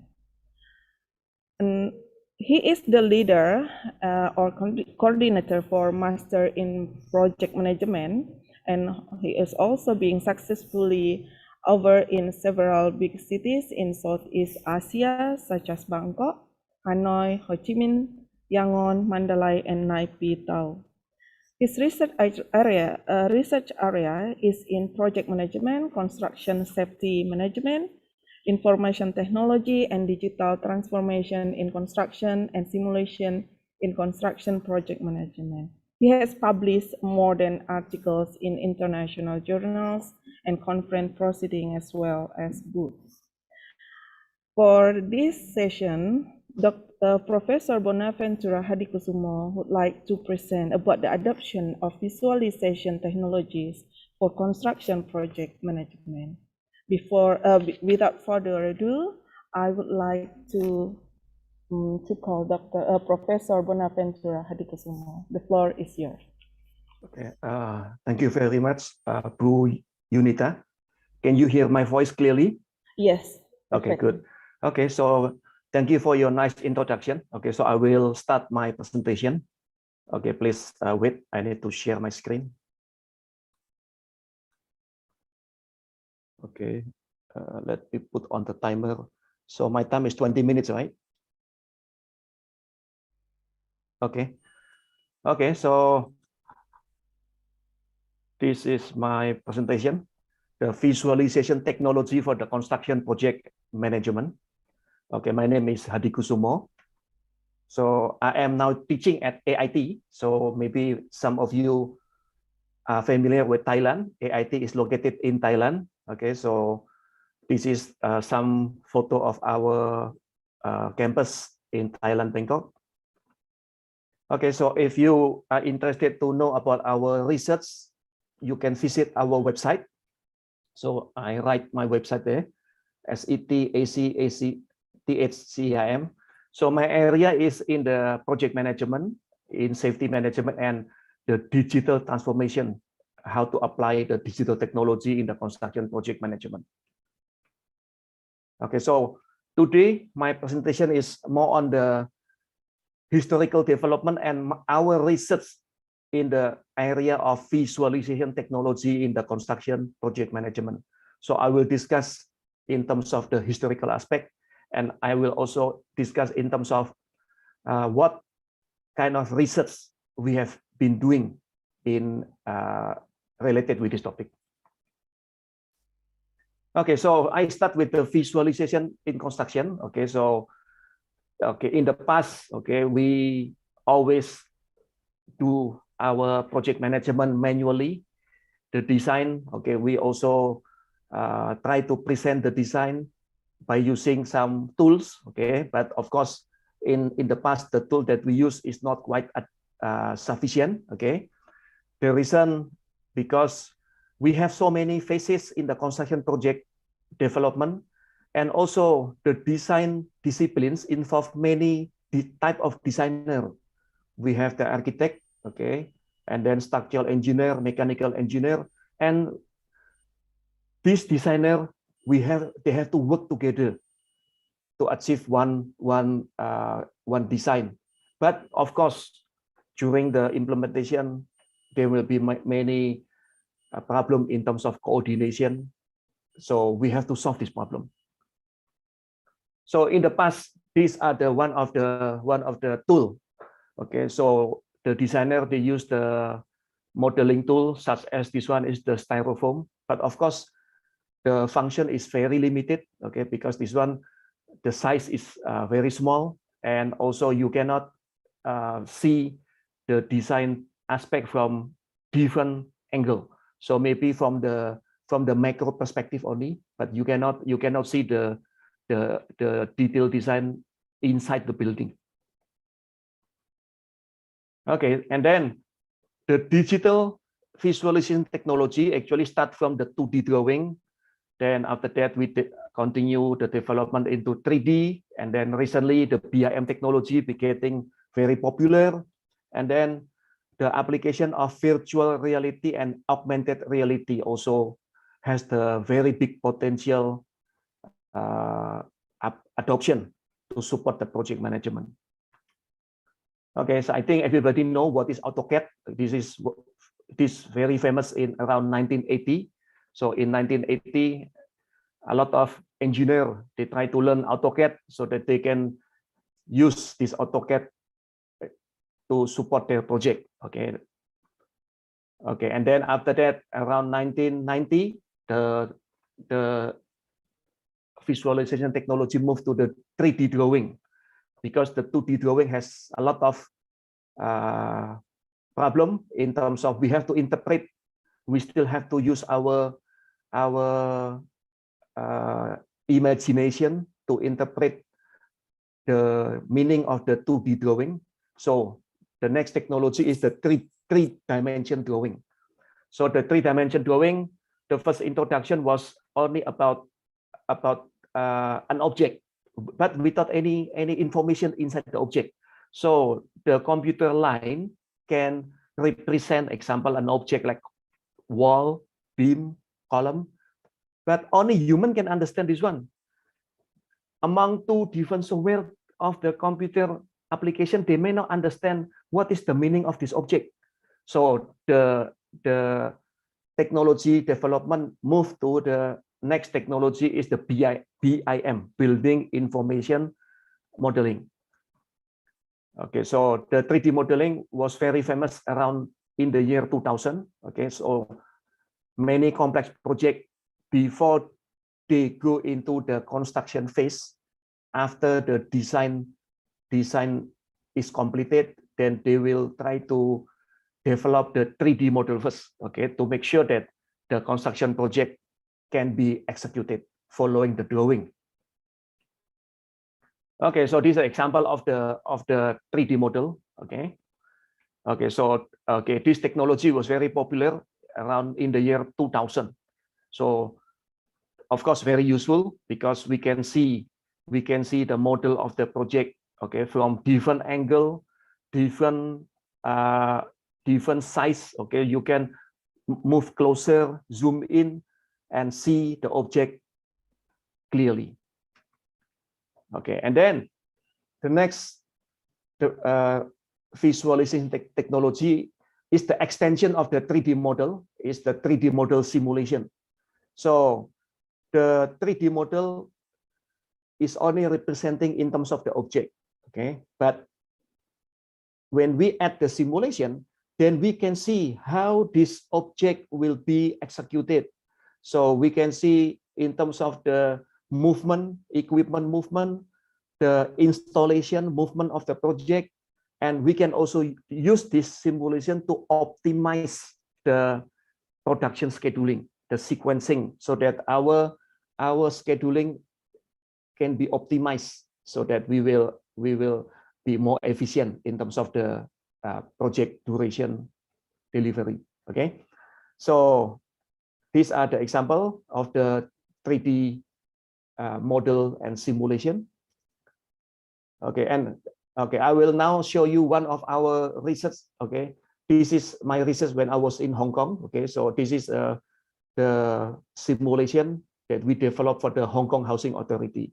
So please wait, I will share another video. So this is just only to illustrate what is the.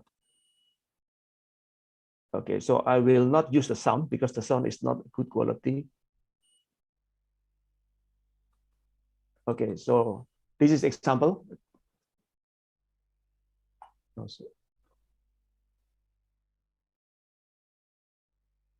Okay, so this example that we can use 3D model plus simulation.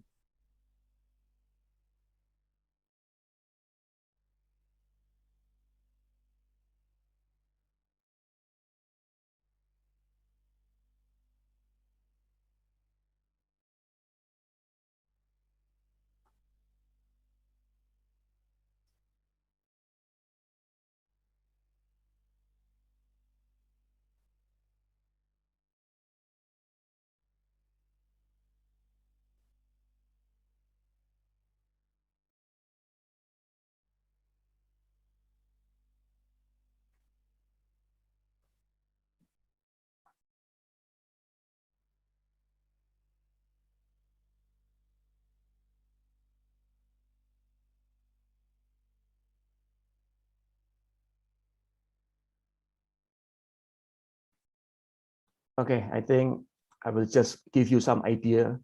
Now I go back to my presentation. Okay, so what you see just now is the 3D simulation. Okay, so we can try to simulate the construction project, okay, before we are in the real execution. So this will benefit in terms of planning. We can plan very clearly how to do this construction work. Okay, so the benefit, there are many benefits. We can understand the model, we can see the sequence, movement, and then we can conduct site analysis. Because if the site is not adequate, is too congested, then problem may happen, safety accident, and also the worker may not be able to perform the job because of the movement is being blocked. Then after the 3D model, the next technology is related with BIM. I think now BIM is very popular. Okay, many of the big projects now require to use BIM in the project. So the difference between BIM and the 3D model, the difference is now the object has more information. So it's not only the shape of the column, but there is also the property of the column. There is the behavior of the column. And this information can be shared among different software. Not only human can understand, not only engineer can understand the meaning of the object, but computer software can also understand the information stored in the object.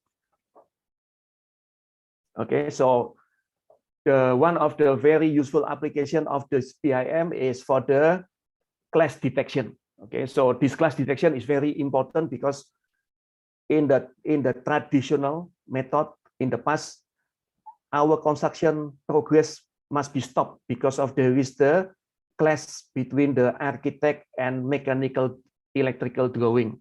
So we can conduct this clash detection analysis after the detailed design finish. We use BIM clash detection analysis. We can detect all of the clashes, and then we fix it before the construction phase.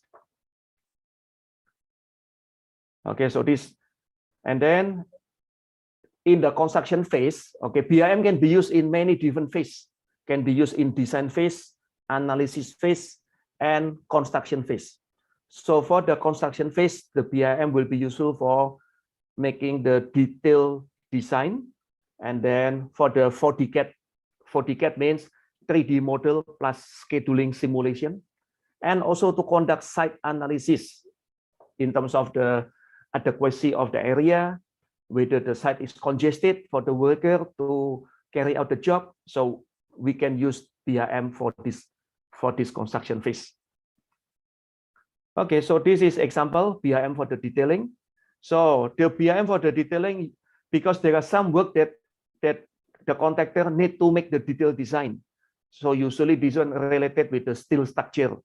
So the contractor have to develop the BIM detail by referring to the BIM model from the main design.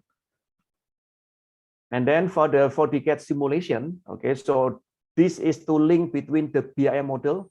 So as you can see, this one is the BIM model, okay, and this one is the scheduling. This is the project scheduling. You may use Microsoft Project or Primavera. Then you can link these two so that you can simulate. Okay, if I want to see how will the project look like at this, okay, at this time, then the simulation will be automatically processed. We can see how the building look like.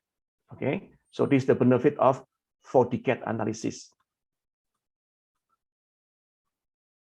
Okay, and then of course BIM is very useful. You can also develop your own application.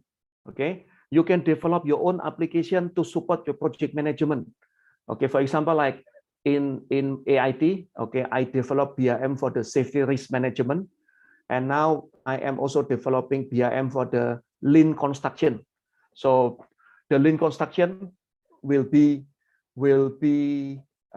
combined with BIM to develop the planning for the construction site. So, okay, I will explain the BIM for safety for risk management. Okay. Okay, so I still have 4 minutes. Okay, so this is the model. Okay, so we use the BIM. The software is the Revit, and then we use the Microsoft Project to combine the two technology to become 4D CAD.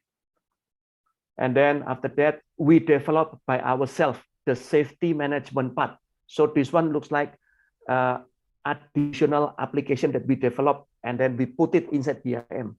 So this is the benefit of BIM. So you can still add more function according to your need. Okay, so, and then okay, so what is the purpose of this one? The purpose is to visualize the safety risk profile. Okay, because in the construction site, sometimes, okay, on the specific day or specific week, the risk level is very high. The risk level is very high because of the activity. Maybe during this week, we will execute very high risk activity. So the safety engineer sometimes have difficulty to combine all of these risks together. So one of the solution is to visualize. We need to be able to visualize the risk.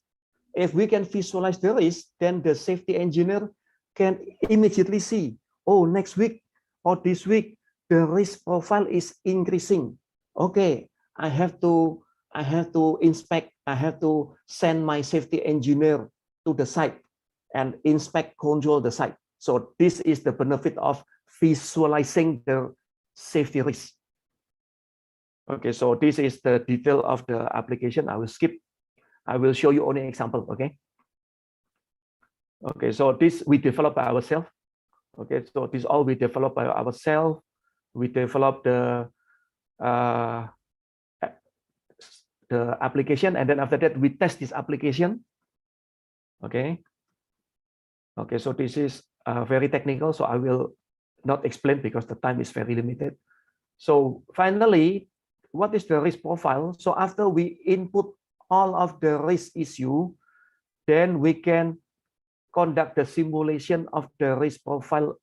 So this will be linked to the BIM and 4D CAD. So we can see on which particular date the risk profile is higher. So if the risk profile or the risk level is higher, then we can take more serious inspection, serious, maybe we have to send our safety engineer to the site to control the risk. Okay, so this is the benefit of risk profile visualization. So this is example of what we are doing. This is our safety risk visualization. So we can see in terms of the risk hazard. Okay, this one is the safety risk hazard visualization. Okay, and then we can also see in terms of the risk level. Okay, this is simulated together with BIM and the scheduling. Okay, then okay, this safety risk assessment visualization has been implemented in one of the big projects in Thailand, the mass rapid transportation, by the team consulting, because they adopt our technology. Okay, so this is the real project, MRT. This is the station, passenger station, and then the project is very complex. So we need to visualize the risk level. So this is the visualization of the risk level. Okay, so you can see the visualization based on the time and based on the time, based on the BIM element, we can see what kind of risk and how much level the risk occur during particular date. Okay, that one is about the BIM. Then next will be, this will be the last presentation, virtual reality in construction. Okay, so virtual reality now getting more popular because the technology is affordable now. Okay, even the cheapest, you can just buy the VR headset. Okay, then you can see the 3D object. Okay, so the left is the headset. This is very cheap. Okay, but if you want to to develop the fully immersed technology, then this is still expensive. We have to develop the VR cave. Okay, augmented reality. Okay, so augmented reality. Okay, we can superimpose the site and what you want to build. So this example. Okay, so we see the excavation is going on, and then we can superimpose with the augmented reality. We can see how will the project look like. Okay, so this will be useful for the of course for the planning of the project and also for the inspection. Okay, so this example, okay, underground facility. Okay, sometimes we want to see what is below the earth, what kind of facility there. So we can use this augmented technology, augmented reality technology. Without excavation, without digging, we can see what kind of object under the earth. And this is also useful for the training. Okay, so sometimes we want to give detailed instruction how to operate an equipment, so we can use this augmented reality. So once the mobile phone or the tablet is pointed directly to the equipment, then there is an instruction. Oh, you have to click this button. This the first, the second button, how to operate. Everything will be in the augmented reality. Okay, and then now I will show you what kind of augmented reality we develop in AIT. Okay, okay, so I will show you a video clip.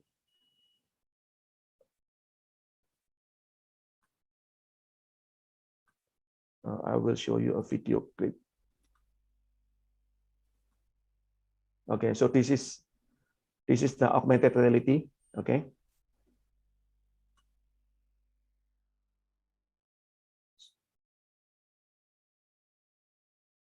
So this is the object. Of course, we have to develop the object first.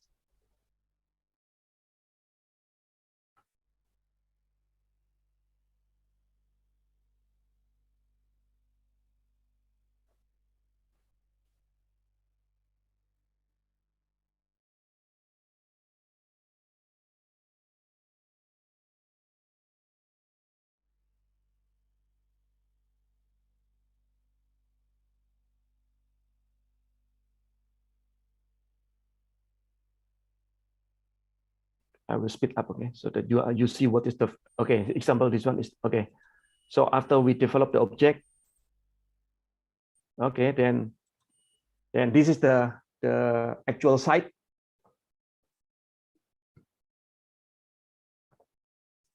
Then we want to see how this object will be located. This is AIT background, so you can see this one is student dormitory.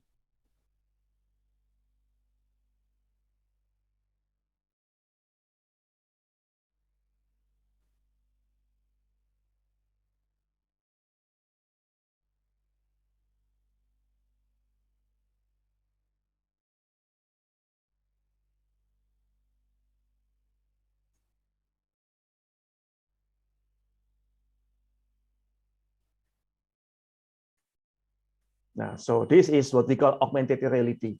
So the object that we develop or we design, then we can superimpose this object into the real construction site. So we will see how this building look like if we execute or we construct in that area.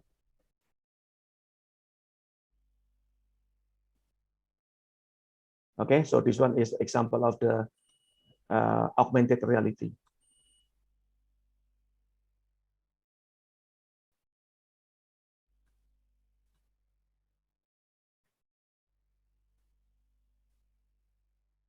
Okay, so I think that is the end of my presentation.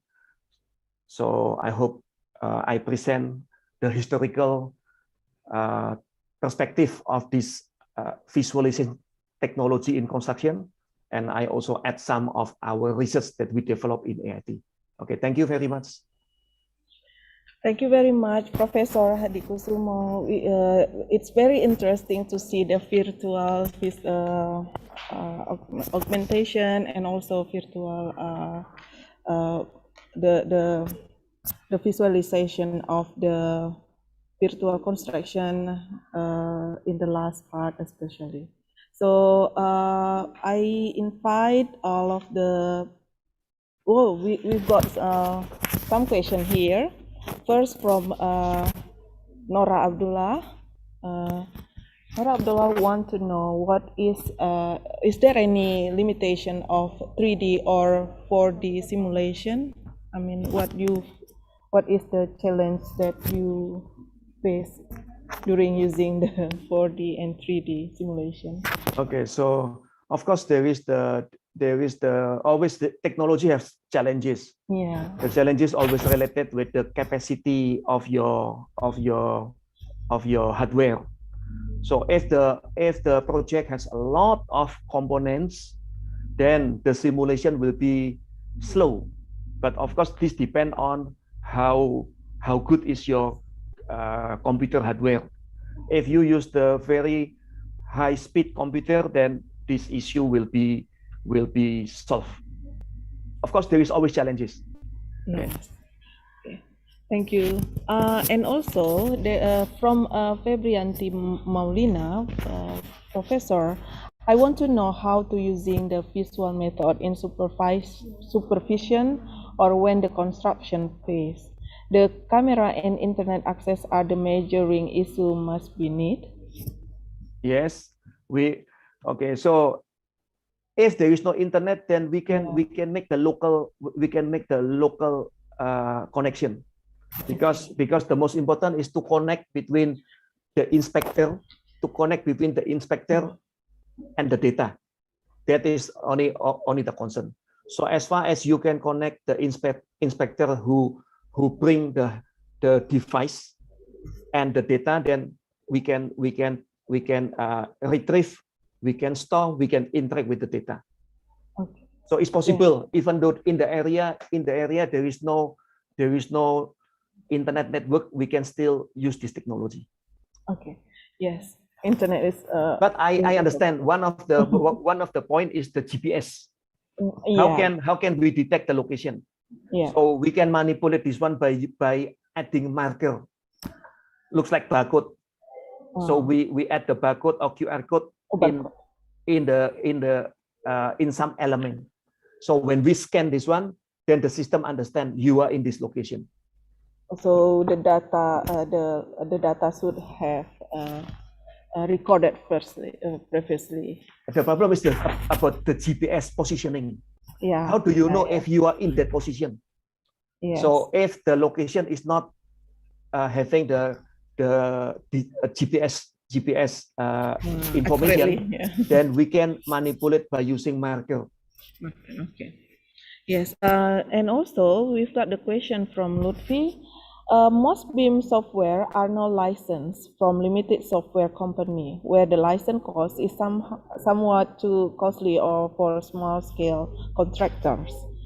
Is there any way to make BIM software more accessible for small scale contractor company?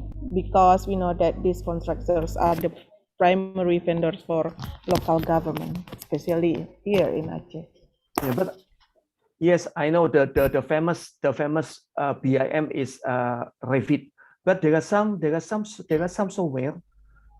software which is not expensive also support BIM. So there are many software, not only Revit. Okay. And yes. And we've got Khairun Nisa. Khairun Nisa would like to ask about the BIM relationship with risk management. Is there any limitation that challenge this approach? Okay, so what you see just now is our own application development. So we develop by ourselves. The risk management, we develop the application on top of the BIM software.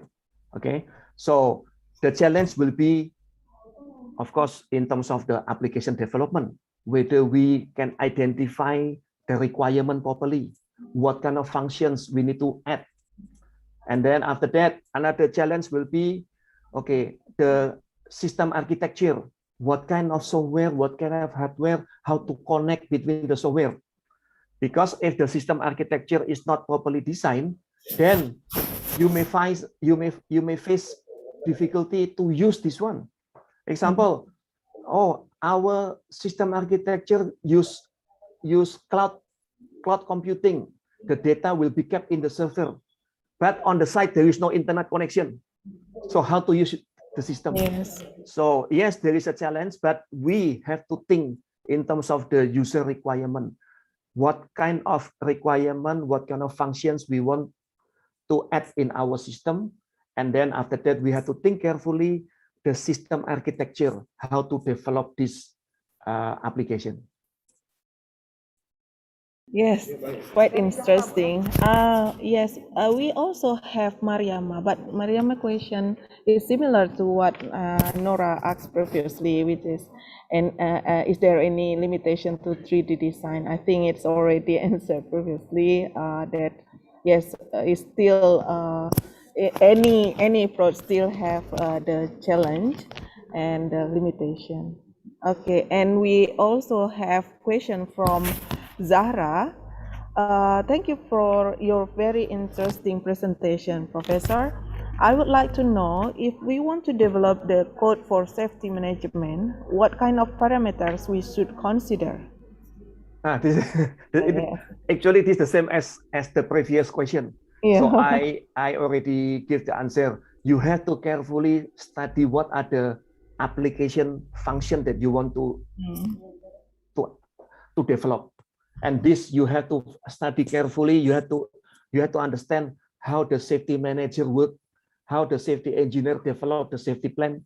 You have to understand the detail. Then from this, you need to be able to identify, okay, my application will support this function, that function.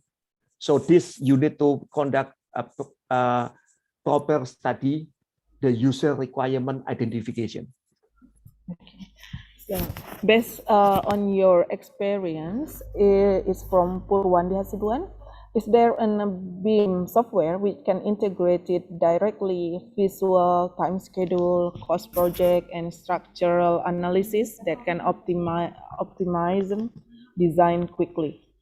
Okay, so the BIM technology developed very fast. Okay, so now there are so many additional applications.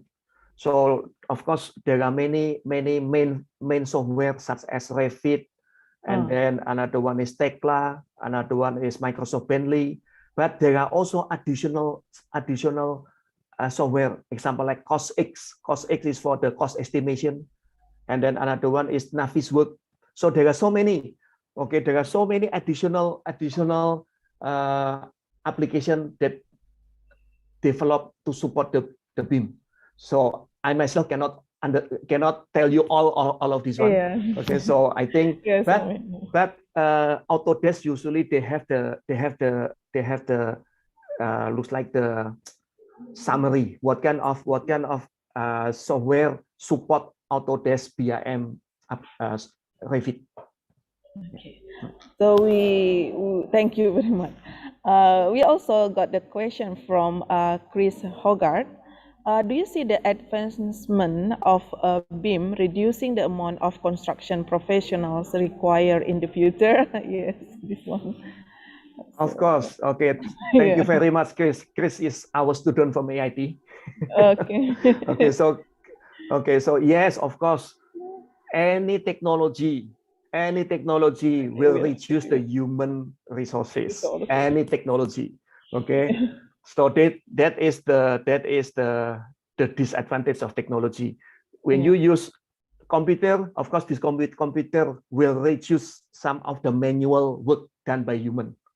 So using BIM, definitely there are some work which is affected. Example like QS, quantity surveying. One of the QS job is to calculate the bill of quantity, BOQ. This BOQ now can be done by some of the BIM software. Example like BIM software, example like COSX. cos X can be used to analyze to the bill of quantity. So what will be the job of the quantity surveying? So that is always the problem with technology. Yes, yes, I agree. So now we've got a question from Bapak Rahmat Lazwardi from PSPPI. I'm wondering if Thailand itself have implemented this high-end augmented reality application in terms of traffic safety and management. Do you have any example of this application, perhaps in Bangkok City? It would be very much interesting. In terms of traffic safety? Yes. Not yet. Not yet. Yeah, not yes, yet. But there are, okay, the application of the augmented reality is very popular in the property developer. Ah, I see. So in the property developer is very popular. So they develop the augmented reality to visualize how the project will look like. Yes, yes. It's helped very much for Yes, the yes. supervision. For marketing. Marketing, okay. Yeah, so that the potential buyer will see, oh, the project Okay. will look like this one. Okay, And yes. this augmented reality can also be useful for the historical site. Example, there is a broken temple. Okay, so Okay. using augmented reality, we can visualize how this temple looked like 50 years or 100 years ago.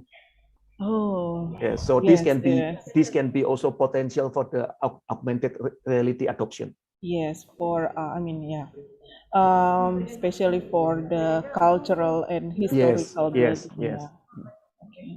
So we've got very warm hello from Sugiarto. Say hello for Professor Hadi Kusumo from AIT alumni. So Sugiarto, yes, you can say directly, Pak Sugiarto, Dr. Sugiarto. Okay. Oh, no, we cannot have the, okay, yes. How is it going, AIT right now? Is there Indonesian student at there? Oh, yes, we still have a lot of Indonesian students. AIT is a multicultural university with a lot of students from different nationality. Yes. Okay. Okay, thank you very much, Professor. So we still have a lot Hadi of students from Kusumo. Indonesia. Oh. Okay, so if you are interested to know about our research, you can visit our website. Okay, Yes. so in our website, we always update our research.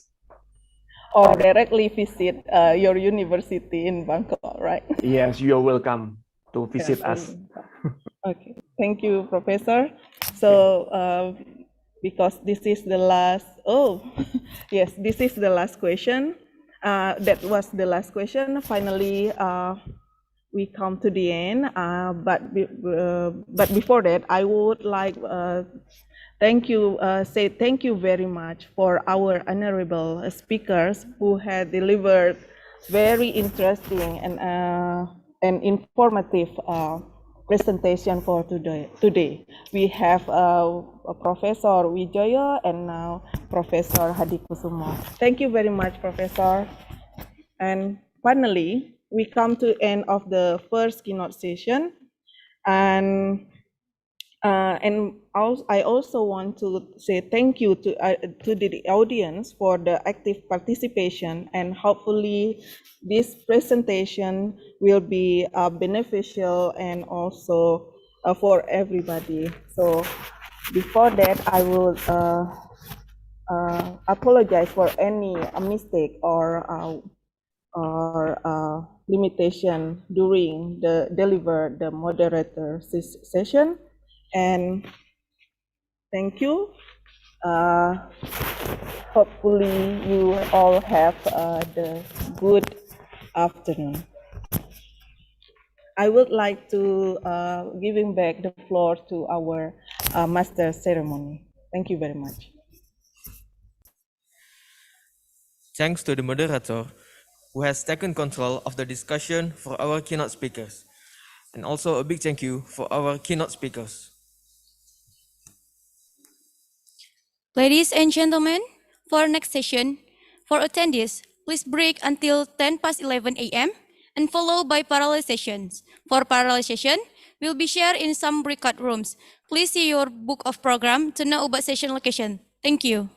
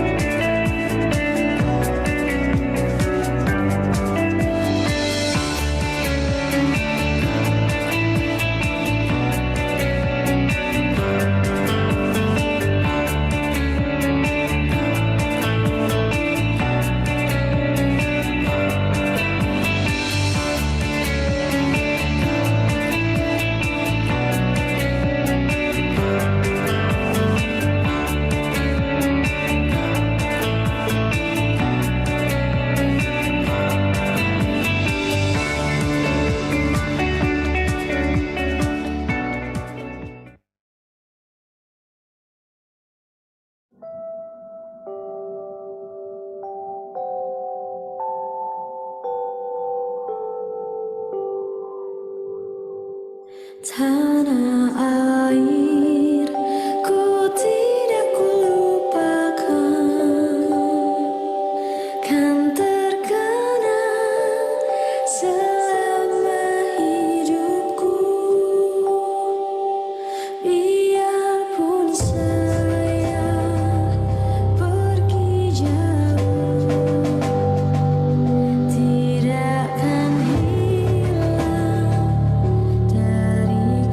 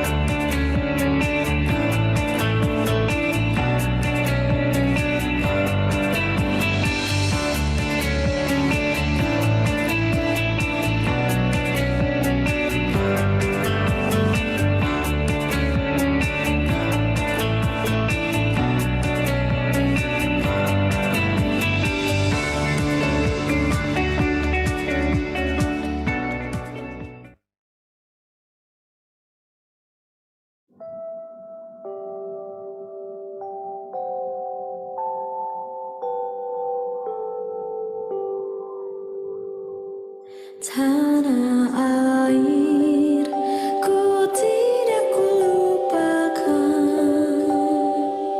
kan terkenang selama hidupku. Biarpun saya pergi jauh, tidak akan hilang dari kalbu. Tanahku yang ku cintai, engkau ku hargai.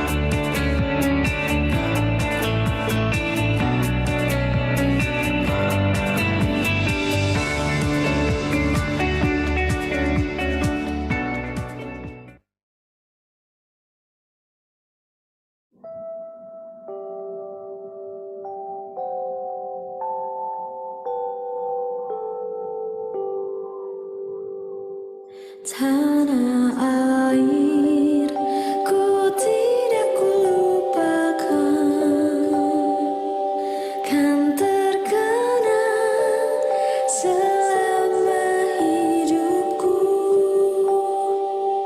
Biarpun saya pergi jauh, tidak akan hilang dari kalbu.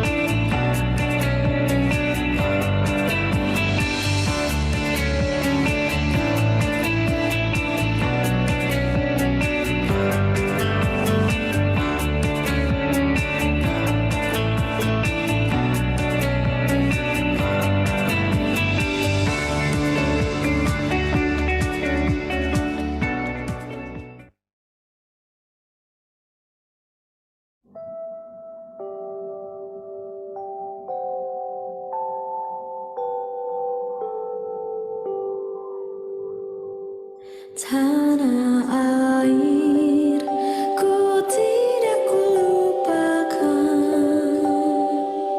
kan terkenang selama hidupku.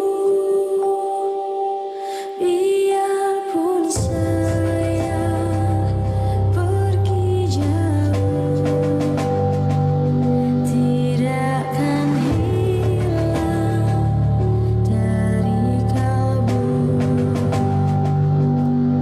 Tanahku yang ku cintai, engkau ku hargai.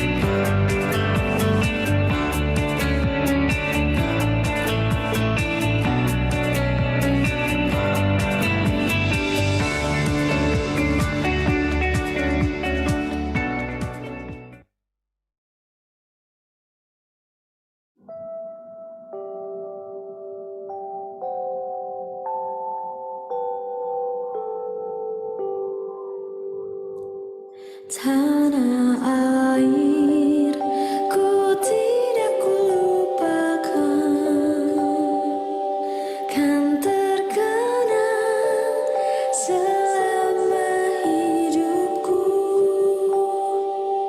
Biarpun saya pergi jauh, tidak akan hilang dari kalbu.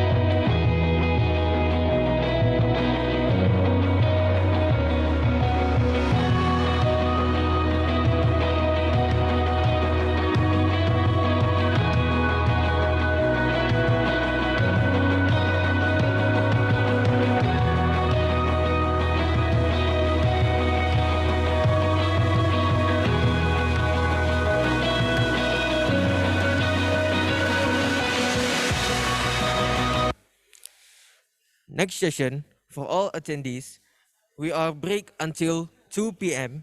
and followed by the second session of a keynote speech.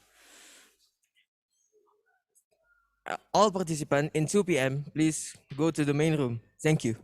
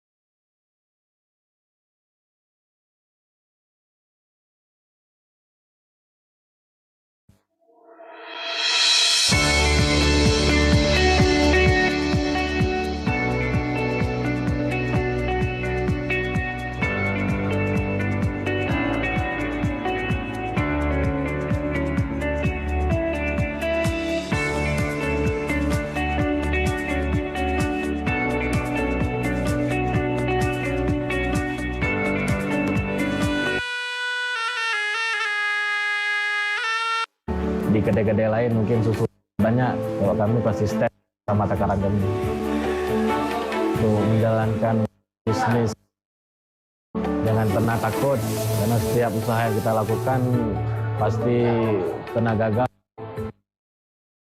Terus belajar, dan mungkin satu lagi ridhonya orang tua. Kalau apapun yang kita lakukan tanpa ridho orang tua bukan apa-apa kayaknya. Waktu itu jam 9 dapat kabar bahwa presiden mau ke kafe. Sempat nggak nyangka juga apa ya Pak Jokowi datang. Emang Pak Jokowi datang. Pak Jokowi waktu itu pesan sangar. Pak Jokowi ada bilang juga ini kopi. Rasanya senang karena Pak Jokowi bilang gitu. Dengan datangnya Pak Jokowi, omset di toko makin nambah perharinya kan. Nggak tahu juga, mungkin orang nomor satu masa yang beli. Buat Pak Presiden Jokowi, terima kasih. Mudah-mudahan balik lagi.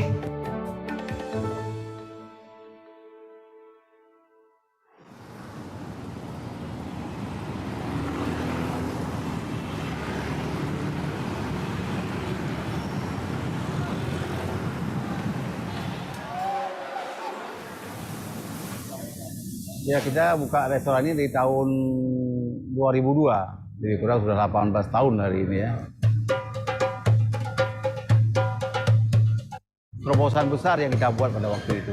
Pada saat itu belum ada restoran yang representatif di Banda Aceh. Kita seafood itu kan standar nasional, sehingga semua orang bisa makan. Kalau terima kita pukul pagi sampai dengan pukul 10 malam. Lebih kurang 2 orang lah setiap hari.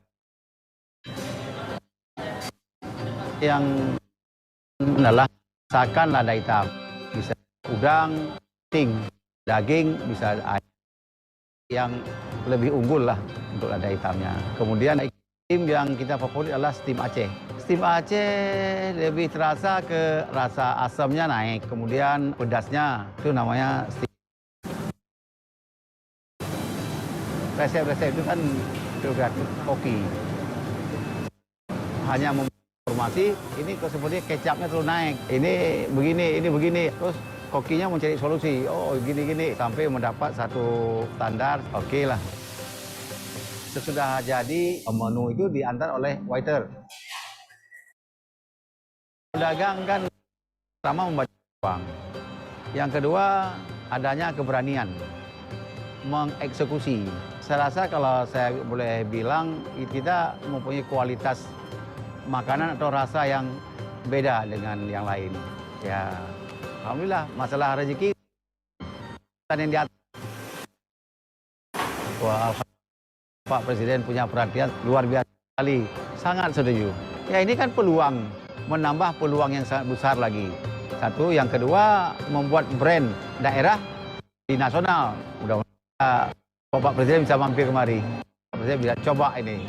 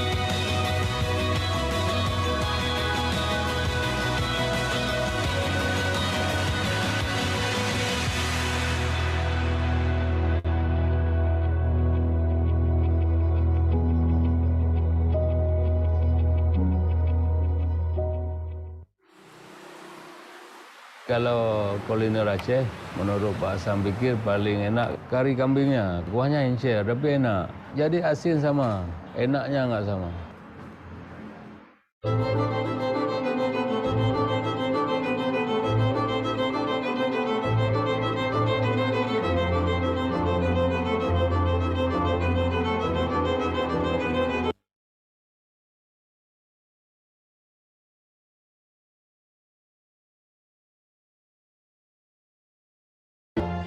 Jagawi datang ke Aceh kalau bisa ya, makanlah tempat Pak Sam ya kan.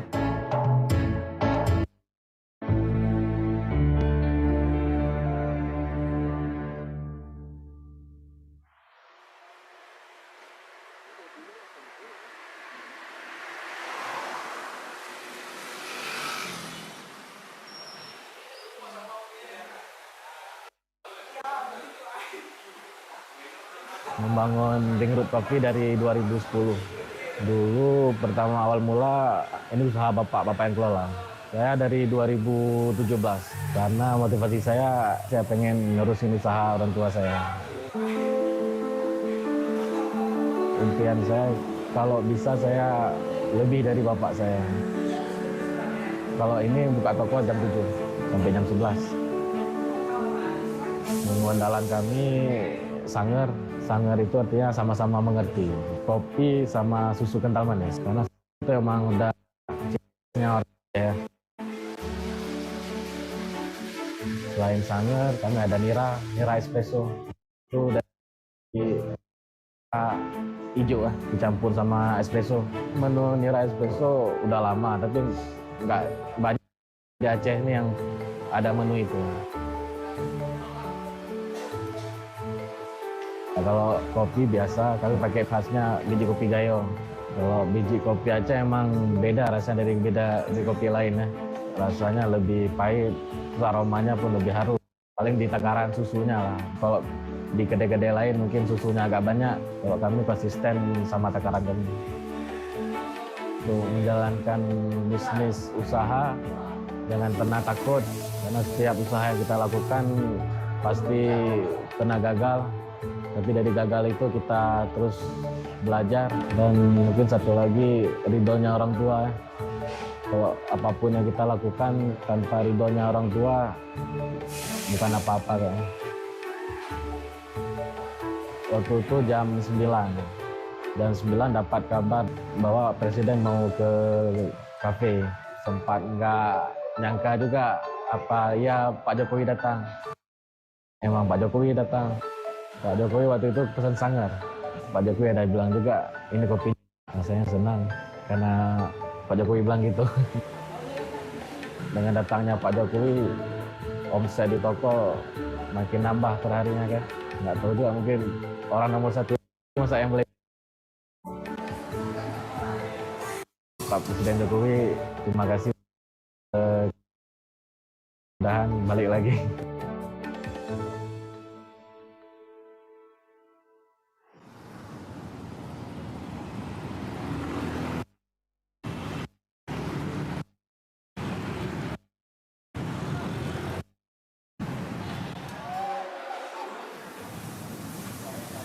Ya, kita buka restoran ini dari tahun 2002. Lebih kurang sudah 18 tahun hari ini ya. Terobosan besar yang kita buat pada waktu itu. Pada saat itu belum ada restoran yang representatif di Banda Aceh. Kita ini dengan sisinya, kita seafood itu standar nasional. Sehingga semua orang bisa makan. Kalau terima tamu kita pukul 10 pagi sampai dengan pukul 10 malam. Ya lebih kurang 200-300 orang lah setiap hari. Yang andalan adalah masakan lada hitam. Bisa udang, kepiting, bisa daging, bisa ayam. Kita yang lebih unggul lah untuk lada hitamnya. Kemudian ikan steam yang kita favorit adalah steam Aceh. Steam Aceh lebih terasa ke rasa asamnya naik, kemudian pedasnya itu namanya steam Aceh. Resep-resep itu kan juga kopi. Saya hanya memberi informasi, ini kok sepertinya kecapnya terus naik. Ini begini. Terus hokinya mencari solusi. Oh, gini-gini sampai mendapat satu standar. Oke lah. Sesudah jadi menu itu diantar oleh waiter. Ya kalau dagang kan pertama membaca peluang. Yang kedua adanya keberanian mengeksekusi. Saya rasa kalau saya boleh bilang kita mempunyai kualitas makanan atau rasa yang beda dengan yang lain.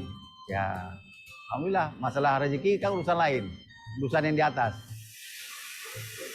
Wah, alhamdulillah sekali Bapak Presiden punya perhatian luar biasa sekali, sangat setuju. Ya ini kan peluang, menambah peluang yang sangat besar lagi.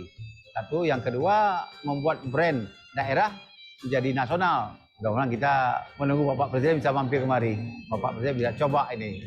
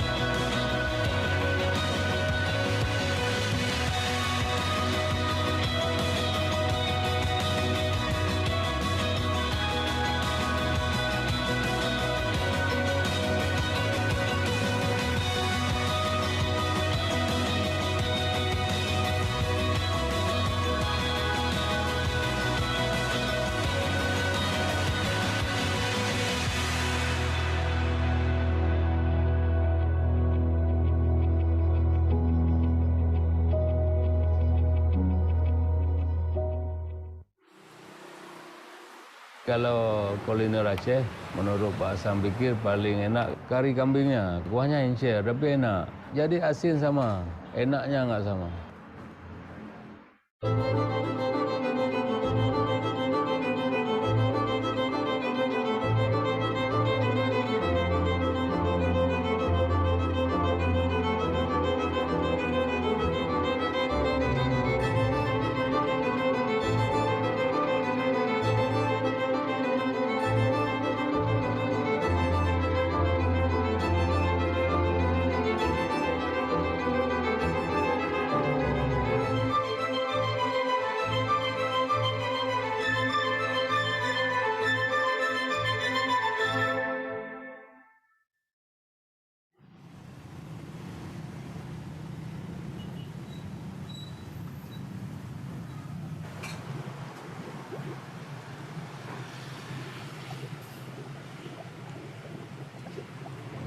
merintis tahun 86.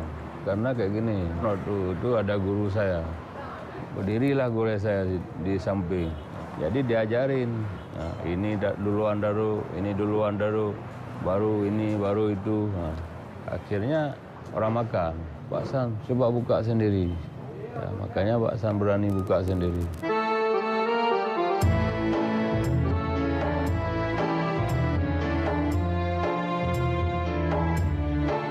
Ya menunya, kari kambing, ayam goreng panas, ayam tangkap, ikan gabus. Masak pakai kayu kita, masak nasi pakai kayu, masak kuah pakai kayu, semua pakai kayu. Yang pertama enak, yang kedua wanginya, yang ketiga empuknya beda, makanya saya suka pakai kayu. Nggak ada rahasia, bumbunya semua sama, cuman bedanya banyak sikit. Semua harus ada ilmu, harus belajar dulu. Tamu, berapa orang kita lihat? 5 orang. Taruh nasi 5 orang. Taruh kari kambing 5 piring. Oh, dipesan ayam tangkap. Ya, digoreng. Digoreng, taruh. Habis itu taruh ikan kayu, taruh siput, taruh umping, semua ditaruh. Asam udang. Saya dulu kerja sama orang. Memang orang miskin.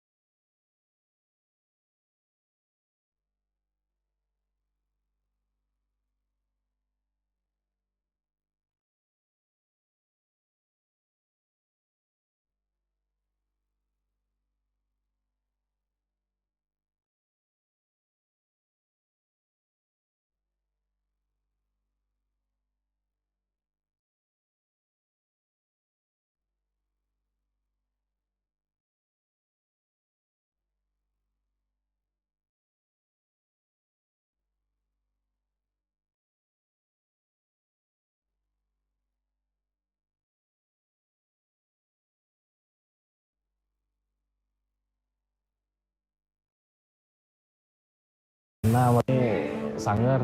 Sangar itu artinya sama susu kental manis. Karena itu emang udah ciri khas.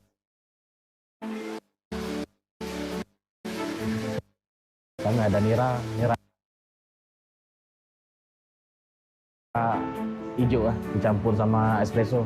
Menu espresso ada menu. Nah, kalau kopi biasa di kopi gayo, biji yang beda di pahit susunya.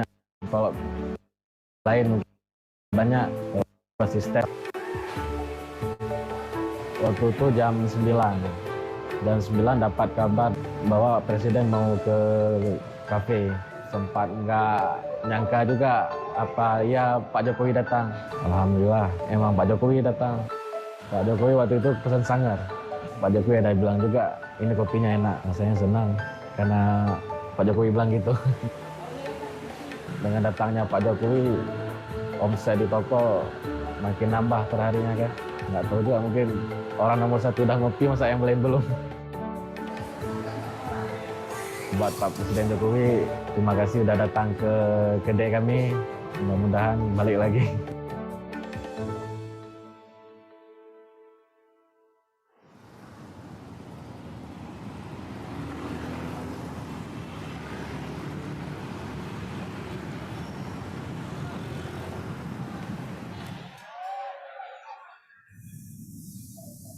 Ya, kita buka restoran ini di tahun 2002. Lebih kurang sudah 18 tahun hari ini ya.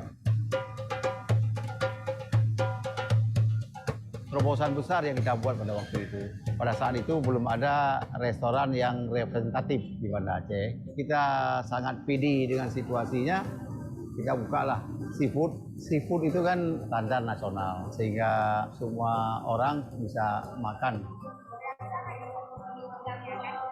Kalau terima tamu kita pukul 10 pagi sampai dengan pukul 10 malam.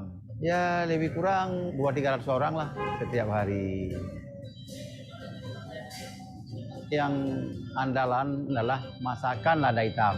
Bisa udang, kepiting, bisa daging, bisa ayam. Kita yang lebih unggul lah untuk lada hitamnya. Kemudian ikan steam yang kita favorit adalah steam Aceh. Steam Aceh lebih terasa ke rasa asamnya naik. Kemudian pedasnya itu namanya steam Aceh.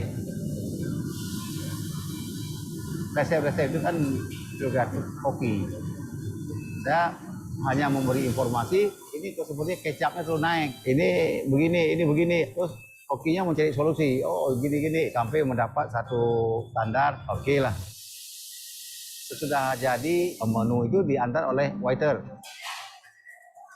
Ya kalau dagang kan, pertama membaca peluang.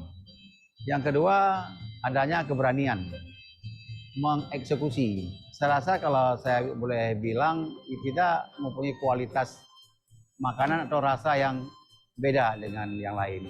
Ya, alhamdulillah, masalah rezeki kan urusan lain, urusan yang di atas. Wah, alhamdulillah sekali Bapak Presiden punya perhatian luar biasa sekali, sangat setuju. Ya ini kan peluang, menambah peluang yang sangat besar lagi. Satu, yang kedua membuat brand daerah menjadi nasional. Mudah-mudahan kita menunggu Bapak Presiden bisa mampir kemari. Bapak Presiden bisa coba ini.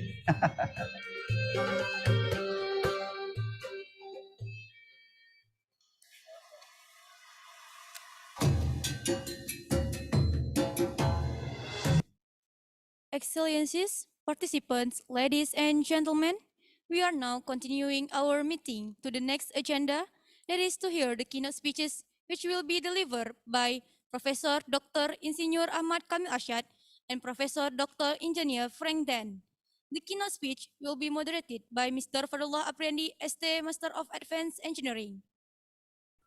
Mr. Fadullah Apriandi holds a Master of Advanced Civil Engineering in Transportation from Monash University, funded by Australia Award Scholarship, and a Bachelor of Engineering from Syekh Kuala University, funded by Government of Aceh Excellence Scholarship. He was a National Science Olympiad silver medalist in the field of mathematics. He has been working as a lecturer at the Department of Civil Engineering, Syekh Kuala University since 2020. His research interests include transportation modeling, choice modeling, and transport planning, among others. To the moderator, time is yours. Thank you, MC Rais and Jihan. Bismillahirrahmanirrahim. Alhamdulillahi Rabbil Alamin. Bini'amatihi tatimmus salihat. Allahumma salli ala Sayyidina Muhammad khairal bariyah wa ala alihi wa sahbihi wa baraka wa sallam. Good afternoon, respected guests, faculty members, organizing committee, presenters, participants, and audiences alike. Thank you for tuning in on Zoom to this afternoon session of the third AISCE 2021. My name is Fadullah Apriandi, and I will be your moderator in this afternoon keynote speech session. In this 1-hour session, each keynote speaker will have 20 minutes to deliver their speech, and the remaining 20 minutes will be allocated for question and answer window. We are honored and grateful to have Professor Engineer Dr. Ahmad Kamil Arsyad and Professor Dr. Engineer Frank Din as our keynote speaker. Good afternoon, Professor Ahmad Kamil Arsyad, and good morning, Professor Frank Din. Hope everything is going well. And I would like to remind everyone that if you face any technical difficulties, please do let us know. And should you have any question, you can get me or the co-host posted through the chat box. I will then redirect your question to the speaker later on. Thank you. So let's get straight to the first keynote session. The first keynote oration will be delivered by Professor Ahmad Kamil Arsyad. Professor Ahmad Kamil Arsyad is a professor of civil engineering, specializing in highway and transportation, and the Deputy Director of the Institute for Infrastructure Engineering and Sustainable Management, or IIESM, at the University Technology Mara Shah Alam, Malaysia. His area of expertise is the management, planning, and design of highway transportation infrastructure, with emphasis on pavement engineering. He has about 20 years of experience in the civil engineering industry before switching into a full-time academic in 2009. Professor Ahmad Kamil Arshad will deliver keynote speech in the scope of green pavement, the initiative for sustainable highway pavement. Without further ado, please welcome Professor Ahmad Kamil Arshad. Time and place is yours, Professor.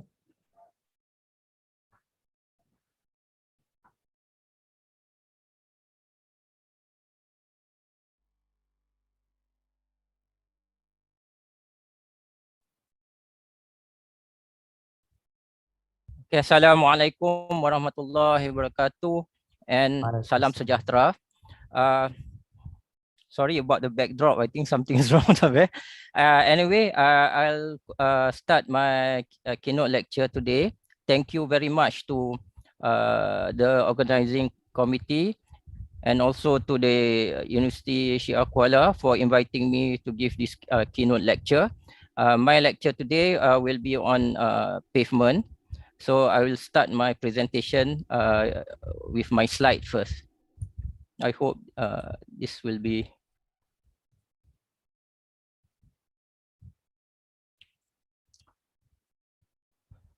Okay, this is on the screen, isn't it? Yes, Professor. Okay, so okay. Yes. Okay, thank you very much. My presentation today is on green pavement initiatives for sustainable highway pavements. So this is the content of my presentation. Basically, it's just first is definition of sustainability and green pavement. Second, on the life cycle of pavement, and then the next four items are just materials, design, construction, maintenance and rehabilitation initiatives that can be taken, that can be implemented for sustainable pavements. And lastly, I just talk briefly on green rating systems for sustainable pavements. Okay, I'll start the first with definition on sustainable development. I think this is quite well known. What is sustainable development is just most of us use the Brundtland report definition. Sustainable development is the development that meets the needs of the present without compromising the ability of future generation to meet their own needs. How does this relate to green pavements? So I define green pavements. There are some definitions on green pavements, but the one which I'm focusing on is green highways, those that are environmentally responsible and sustainable in all aspects, including design, construction, and maintenance. This is by FHW. Okay. In pavements, we have an obligation actually to build and maintain our roads and highway infrastructure to meet the needs of present users and also those of future generations. So the challenge is how to do it in a balanced way, which is safe, efficient, economic, and in an environmentally friendly way. So the initiatives can be, if managed properly, can have economic benefits as well as cost saving, and you can conserve the non-renewable resources, elimination of disposal costs, and also reduction in energy requirements, and also greenhouse gas emissions. Okay, so we first, next we go into life cycle of the pavement. We need to consider the life cycle throughout the whole life cycle for the green pavement strategies or initiatives. This shows the whole life cycle of the pavement, from the material production, design, construction, use, preservation, maintenance and rehabilitation, and then to the end of life of the pavement. And then it is a circular, actually a circular motion, which we can produce in for the green pavement. Okay, so the life cycle phases, all these life cycle phases which is shown in the previous diagram must be considered for sustainable pavement. For example, in materials production, you need to consider activities involved in pavement materials acquisition, and then similarly for in pavement design, you need to have the proper information on the materials to be used and also the composition of the pavement structure. Thirdly, on the construction, you need to also consider the whole process and equipment. Similarly, when you use the pavement, when the vehicle started moving on the pavement, we need to consider the emissions of the vehicles as well as the effect on the surrounding environment. And then after that, you need to consider how to preserve, maintain, and rehabilitate the existing pavement to slow down the rate of deterioration and also to maintain so that the pavement is in a good condition. And finally, in the end of life, the final disposition and subsequent reuse of the materials on the pavement, we can consider to recycle back the materials from the pavement so that it can be used again. Okay, so what is why we need to consider these initiatives? So these are some of the existing problems of flexible pavement. So for example, they are impervious, they are some sort like waterproof. They contribute, the runoff from the pavement not only contribute to flooding and erosion, it also plays a part in contamination of the water supply system. As it collects oil, gasoline, and other pollutants into the neighborhood streams and rivers, which are the source of the water supply. It also creates heat island because of its dark color, and it requires a lot of energy and resources when we produce asphaltic concrete. And lastly, it requires transportation. When for delivery at construction sites. So these are some of the disadvantages of using flexible pavement. So what are the concepts for green pavement? So it's the opposite of the disadvantages. So we need to use materials that are durable. And then we also need to consider alternative binder materials other than the asphalt produced. And then we need also to consider lowering the energy required to produce asphaltic concrete. And finally, we need to consider in situ recycling of existing pavement materials so that we can conserve new materials during maintenance and rehabilitation. So these are some of the concepts which we should be using when we consider green pavement as a strategy for sustainability. Okay, the following are some of the things which we can consider in doing sustainable initiatives. So I'll go by the process. First, the materials, bio-asphalt and light color asphalt. And then design, we consider perpetual or long-lasting pavement and permeable pavement. And then construction, warm and cold mix asphalt. And finally, maintenance and rehabilitation, we will consider on pavement recycling. So as this is quite a lot, I'll go this briefly one by one. I think maybe I can skip some of the slides if it's too lengthy. So we consider first the material initiatives, bio-asphalt and light colored surfacings. Okay.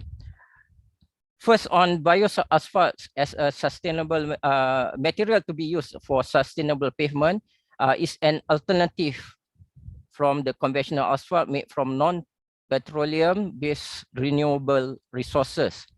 Okay, this can include from waste say like agricultural waste from corn and potato starches, natural tree gum resins, vegetable oils, and so on, as shown in slide.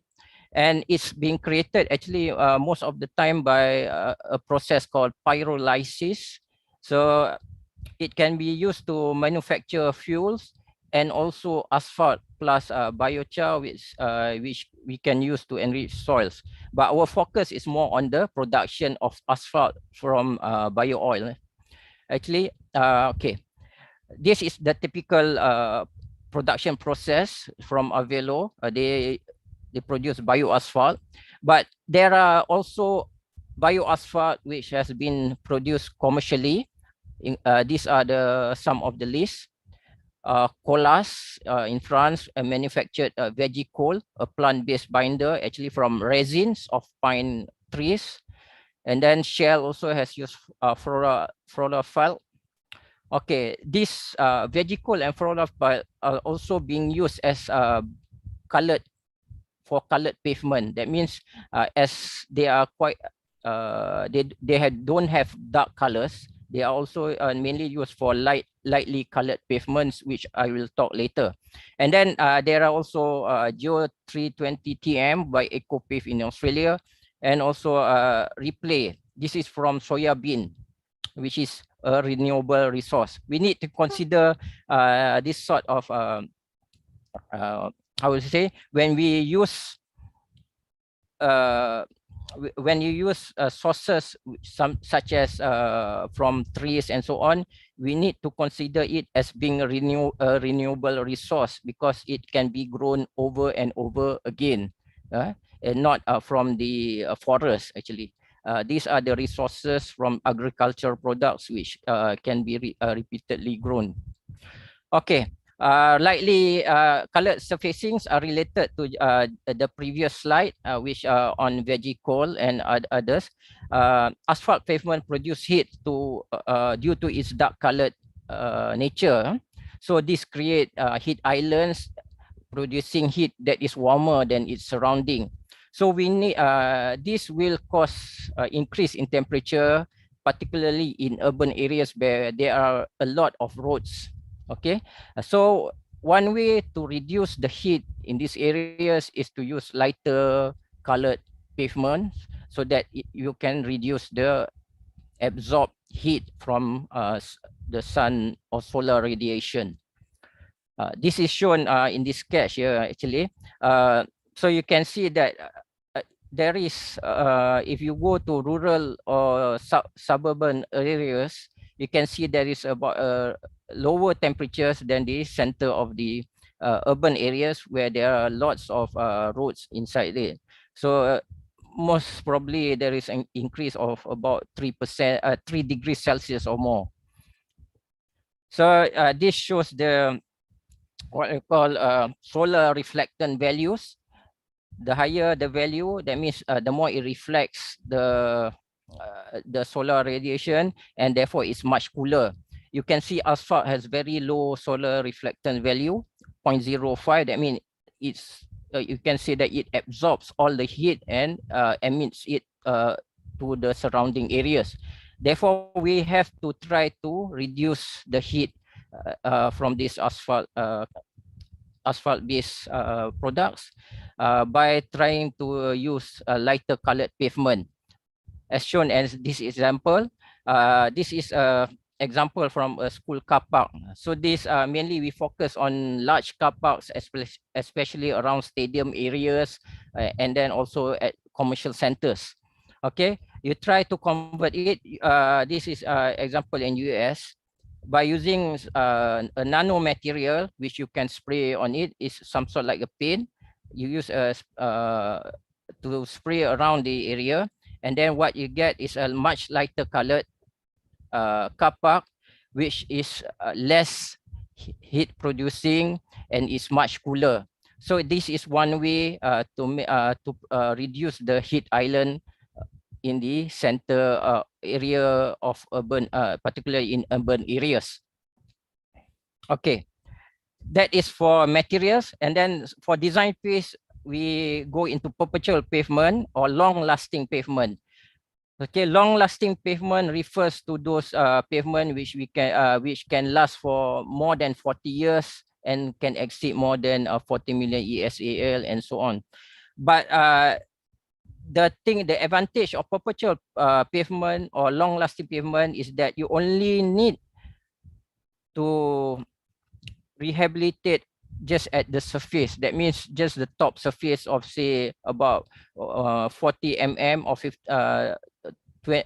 20 to 40 mm. You just mill the wear from the surface and then just replace it with a thin surfacing. So you don't need to replace the overall structure of the pavement because it's long lasting and it's durable. So in perpetual pavement, you use mechanistic design procedures, and you provide enough stiffness in the top layer to preclude rutting, and there is the deformation, and also to avoid fatigue cracking. Okay, this is the typical section of the perpetual pavement. And then these are some of the advantages. I think you can know it's durable and long lasting. And the other thing is that it can be maintained easily, just removing the top surface layer, and therefore it can be done very quickly, and also it provides cost saving and environmental benefits, as there is no delay when you are doing the pavement maintenance. Okay. The next on the design phase is the permeable pavement. As we have noted earlier, one of the problems is that the storm water that goes through the pavement will carry a lot of pollution. Therefore, what we need to consider is to use permeable pavement, or another word is the porous pavement. So the idea is that storm water enters through the pore of the pavement and is stored in the voids that exist until it can percolate through the natural ground. So this is the typical porous pavement cross section. You have uniformly graded stone aggregate with void space. Okay. Permeable pavement are more suited to car parks and hard standing areas where pavement strength performance are not critical. Again, this is areas where you have like stadiums where the parking is very large, commercial areas. We should use these permeable pavements, as this can collect all the infiltration from the storm water. Okay. The next phase is we consider the construction phase, whereby we need to reduce the energy use during construction. So one way to do this is to use warm mix asphalt. Okay. Now there is commercially available warm asphalt which can be produced at much lower temperature than the typical hot mix asphalt. So for example, warm mix asphalt now is produced at 105 degrees to 135 degrees, which is about 50 degrees Celsius lower than the typical hot mix asphalt. So it can have the same strength and durability as the hot mix asphalt. So there are lots of different types of warm mix asphalt being produced commercially, such as the one produced by foam asphalt using mineral additives, organic additives, and also chemicals. Examples are given in the slide as shown. Foam mix based asphalt main, organic additive products, normally sasobit is a petroleum based product, sasobit. And then emulsion, you have evotherm and warm emulsion. So this can reduce the energy due to its lower production temperature. So some of the benefits is shown in this slide. Cost saving, cleaner working environment due to the reduction in fumes, safer working environment due to the lower temperature, and then possibility of retaining workability at lower temperature and placement at cooler weather, especially in European countries. Okay, so this diagram shows the production of fumes comparing hot mix asphalt with warm mix asphalt. You can see that the fumes produced by hot mix is a lot at 155 degrees Celsius, whereas there is less fume, or you can see negligible fumes for warm mix asphalt produced at 110 degrees Celsius. Okay. The next last initiative for us is the cold mix asphalt, whereby we don't need energy to produce. Cold mix asphalt use emulsions that is mixed with aggregate at normal ambient temperature. That means you can use at normal temperature. You don't need to use heating, thus conserving energy. There is little hydrocarbon emissions from fumes, reducing atmospheric pollution. And then it can be used, it can be applied with various techniques when you modify with polymers. And also the advantage, it can be used at remote sites in very remote sites such as near the forests or whatever. You can use cold materials, and it's also safer because of the lower temperature use. Okay. However, there is not much use for heavily traffic areas. So research is currently being done to improve this cold mix asphalt so that it can be used in heavily traffic areas. One of the major weakness is that it takes time for it to cure so that traffic can go through at the strength which we require. Okay. And finally, maintenance and rehabilitation phase, we have pavement recycling. Okay, deteriorated asphalt pavement should be recycled rather than overlaying them with new asphalt materials. This can reduce cost of construction, conserve aggregates, preserve the existing pavement geometrics, and also preserve the environment. This. Sorry, Professor. Yes. Give me 2 minutes. Your remaining yes. presentation. Okay. Okay. So yes. So pavement recycling, you can see here that this is the most recycled product compared to other products. And this is the typical hot surface recycling in Malaysia, and then hot cold recycling in Malaysia. And finally, this is to sum up, we use green rating systems to provide tools for making the design, making decisions on sustainability and environmental stewardship. It will also stimulate green construction awareness. And I conclude with this: there is a need to maintain existing highways and preserve to lead to technological innovations that can be incorporated in all highways construction and maintenance. A sustainable highway pavement strategy can therefore be implemented using this innovation, provided that all the relevant stakeholders is fully committed to in implementing the strategy. With that, I end my speech. Thank you very much for listening to me. So I now give back to the chairman to ask any questions. Thank you very much. Right, thank you so much, Professor. Thank you very much for a very interesting keynote speech. Before we go to the question and answer session, we will head to the second keynote speech first. The second keynote speech will be addressed by Professor Frank Dean. Professor Frank Dean is a full professor for building materials and concrete construction at the Karlsruhe Institute of Technology, Germany. He is a member of the Presidium of the International Federation of the Structural Concrete, or FIB, and he is the co-chair of FIB's Technical Council. His research interests related to new types of binder and concrete, RAC, durability, and surface life prediction of the cementitious composites, and fire behavior of the concrete. Professor Frank Dean keynote topic is entitled Alternative Binders and Concretes, the Key to Durable and Sustainable Concrete Structures. Please welcome Professor Frank Dean. The stage is yours, Professor.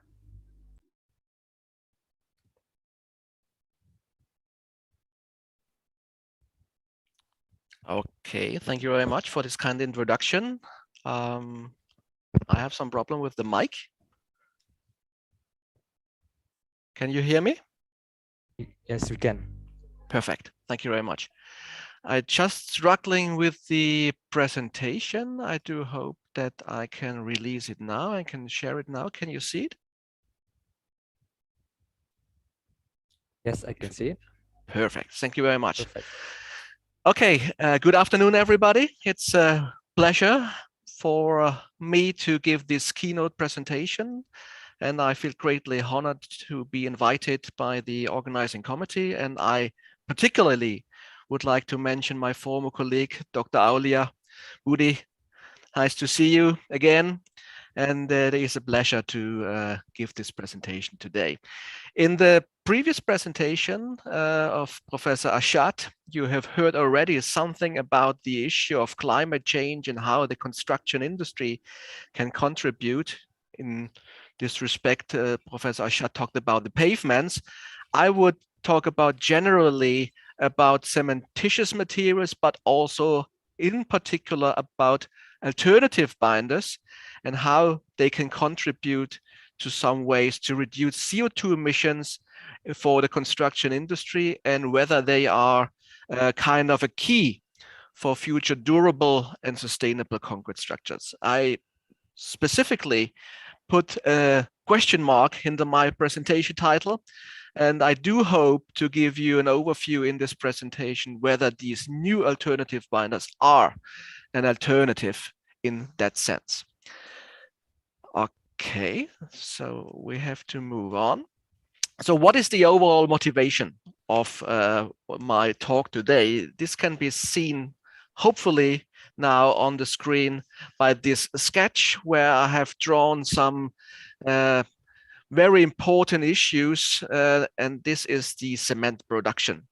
And the cement production over the last years has increased dramatically.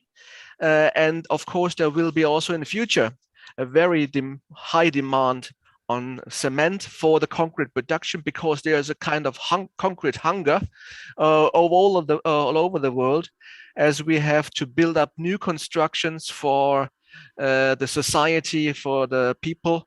And of course, there is some maintenance where we also need some cementitious materials. So in general, we have, at least for the date of 2016, about 4,150 million tons of cement. This is very huge, and this leads finally to a production of about 8 billion cubic meter of concrete per year, and it is still increasing. And you can imagine that as for the production of the cement, a lot of CO2 is released into the atmosphere. And according to some statistics, we have about 6 to 8% of the worldwide anthropogenic CO2 emissions are coming from the cement production, and finally from the concrete production and its use. So that means about 2.2 billion tons a year in 2016, and we're now scratching more or less in 2021 the 2.5 billion tons a year. This is a very important issue in terms of climate debate, and Professor Ashad already mentioned the Brundtland Sustainability Initiative.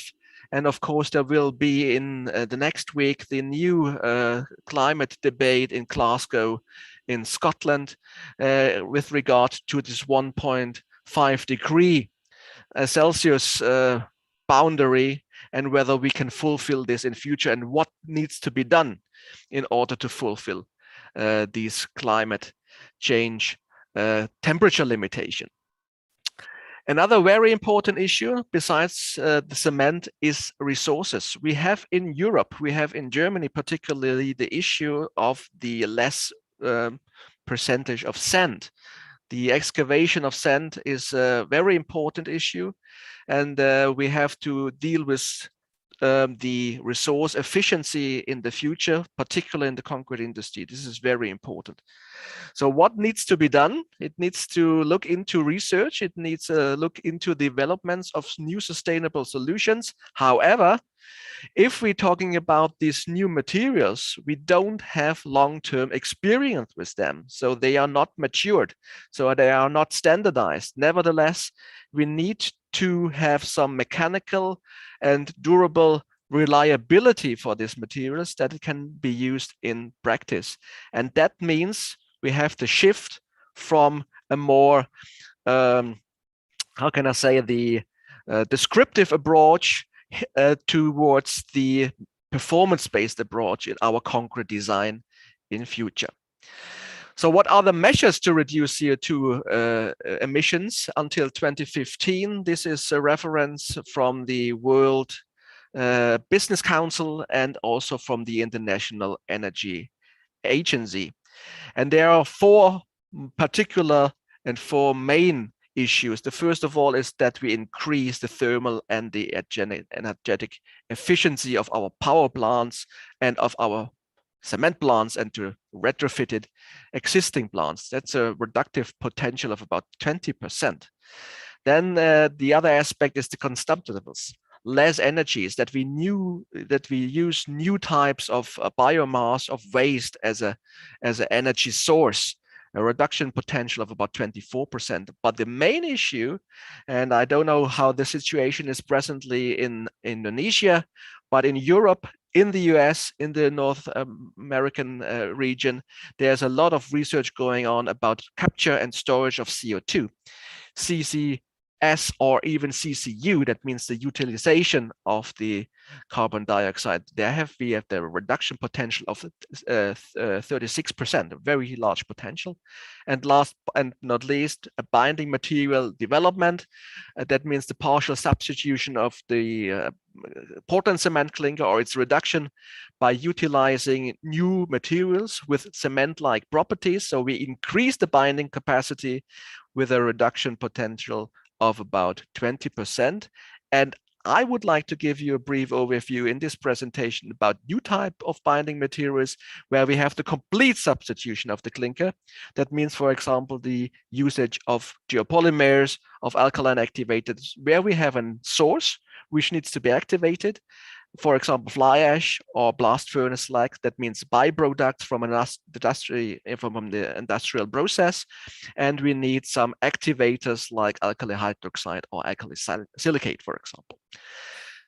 Nevertheless, there are other technologies going on. So what are the future trends? Some of them have been already addressed by Professor Ashad for the pavements. Nevertheless, we have other types of binding materials, composite materials are based on cement clinker, binary and ternary blended cements. I listed some of them here on this slide: belite, carbosilicate, calcium hydrosilicate, and so on. Nevertheless, there are also some other byproducts which can be used, like waste glass, red mud, and so on. That means products coming from an industrial process that have been already used. So they are secondary raw materials. That means SCM, supplementary cementitious materials, can be used by these secondary raw materials. However, there are also other possibilities coming from the earth crust. Not only residues from the industry, but for example, calcined clay is a very, very promising materials which can be used, or rice husk ash in your region is already used very intensively as a raw material for the concrete industry, as these materials have more or less hydraulic capacities. However, alternative binders, they are more or less free of calcium. They're forming different reaction phases. They are more alumosilicates compared to the traditional types of cements where we have calcium silicate hydrates. That means that we, for example, have, by using fly ash, by using metakaolin, that means thermally treated clays, the possibility, based on a polymerization and polycondensation process, to form new types of materials. And you can see here, finally, we're getting aluminosilicate polymer networks. And these are very strength-forming gels, where we have comparable properties like for a cementitious materials. Nevertheless, we don't use cement. We don't use these highly CO2 emitting materials. And that from this point of view, this is a real alternative because they're very durable. They're very comparable regarding the mechanical properties to cementitious materials. Nevertheless, as I already told it, we have some problems presently with the standardization. So they are not standardized. They are partly standardized, for example, in Australia, and partly standardized in Australia, in Asia, but not in Europe. So there is no European standard on alkaline activated materials. So the main issue, if you would like look into the properties, is the calcium oxide content. These types of new materials are free, more or less free, like for example, metakaolin of calcium oxide. And the question is, do we have the same mechanical properties, the same durability properties as our traditional cements? Because they have a very different strength forming reaction, and we have not long-term experience with the materials. So the calcium oxide is very crucial. And you can see here how the influence of the calcium oxide content is. So we have to distinguish between low calcium oxide, moderate, and high. High calcium oxide is comparable to our cements, but these new types of binders, we have a low calcium oxide or even a neglectable calcium oxide content. And you can see here this wide scatter for the compressive strength. So this is the calcium oxide content compared to the compressive strength. So a very large scatter. So we are not able to find a right solution. So we cannot presently generalize the properties, which means that we have to think in systems. We have to make tests. We have to make accelerated tests for the systems in order to proved in order to verify their performance. And this is very important, that we have this new type of thinking coming from the descriptive towards the performance-based approach. So that means that we also, in our new standards, we need to reflect this performance based on test methods, reliable and commonly accepted test methods. And that's the issue we need for the future, but this is very complicated, at least so far, because test methods can also influence the reaction mechanism. So it's a little bit difficult to see. What about the flexural strength? You can see also the wide scatter here. For the flexural tensile strengths and for the splitting tensile strengths for different types of activators, for different type of source materials, fly ashes, calcinated clay, or granulated blast furnace slags. So dependent on the source material, you have to make tests. That is the main message and the main issue I would like to address here. If we think a new alternative binders, we have to make tests. We have to verify the performance. Otherwise, you can see this wide scatter. We can't derive a model out of these results. The same is for the modulus of elasticity. If we have a deformation sensible structure, we have to make tests. We have to test the modulus of elasticity, and particularly for a building structure in advance, we need some time to test the properties in order to get reliable results, in order to apply also commonly accepted design standards where we introduce this new types of material. As you can see here, I will come back, that we presently underestimate, or in that sense, we overestimate the properties. In that sense, the Young's modulus is overestimated by our present standards. For example, Eurocode 2 in Europe, this is EN 1992. I would like to give you now in the last minutes of my presentation, I would like to give you some overview about the stress-strain behavior. So that means that we have an increase in brittleness of the material, of these new alkaline activated materials, and this should be kept also in mind in terms of design. And this is very comparable to the issue when we have, for example, high strength concretes. And you can see here, if for a cementitious materials, here it is computed tomography graphs. You can see it normally dependent on the load level. 0% means unloaded up to the failure mode, that we have the typical crack pattern where the cracks in the specimens are running around the aggregates due to the very weak interfacial transition zone. However, if we have, for example, metakaolin as a binding material, which is alkali activated, we have the same load levels. However, we have the cracking through the aggregates, which is comparable to the effect we have for high strength concrete. If we increase the strength of the concrete, and Dr. Aulia made his PhD on high strength concrete at Leipzig University some years ago, he already know that we have a different failure mode for these new types of materials. The cracks are running through the aggregates, and the same applies for these alkaline activated metakaolin, for example. MK means the metakaolin, which has been activated here. That means the brittleness increases, and this should be kept in mind for these two new types of materials. My last slides are related to durability properties. I'm now focused on the mechanical properties, but now I look into some durability properties, and very promising for example, where these materials are is the acid resistance, highly chemically aggressive environments. And you can see here, for example, for an OPC system on the left-hand side of the screen, we have a calcium oxide content for a typical ordinary Portland cement of 62.5 mass percent. And you can see here an alkaline activated fly ash with the 3.6 mass percent and a very dramatical reduction of weight loss for this environment of an organic acid with a pH value of 3.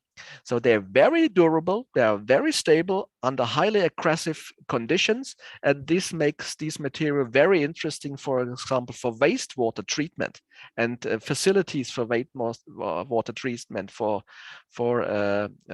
the corresponding facilities. And the strength stays also the same, or even there's an increase in strength due to these environmental conditions. So very important issues in terms of weight loss and residual strength dependent on the CO2 content. And last but not least, for different conditions, like for organic acids, for inorganic acids, we have different types of materials tested.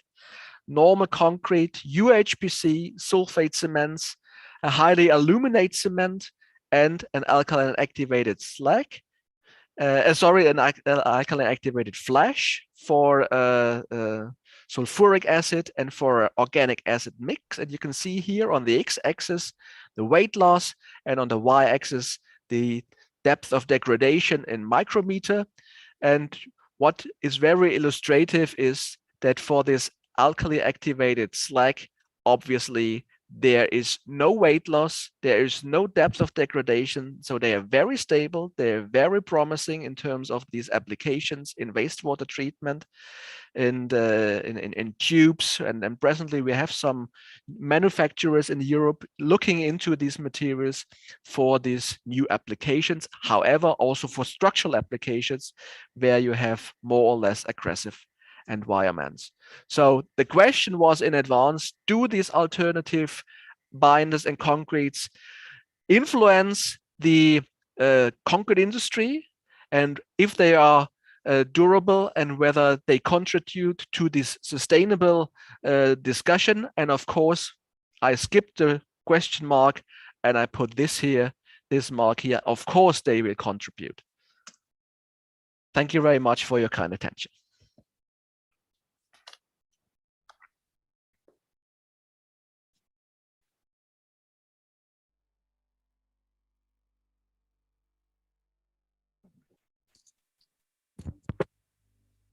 Right, thank you so much, Professor Frank Dean, for a very fascinating address. And now it's time for the discussion. Should you have any question, you are more than welcome to ask your question directly to the speakers during the Q&A time. Please raise your hand on Zoom to do so. But first, I will read the questions already posted by the participants on the chat box. Let me check on the chat box first. Questions have been pouring in. I will read.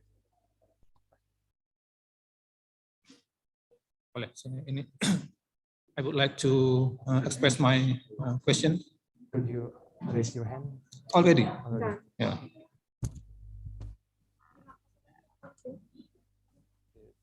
Yeah. I will let. We have Mr. Teguh Budi Aulia. Okay. Thank you very much, Mr. Moderator, for allowing me to give my response.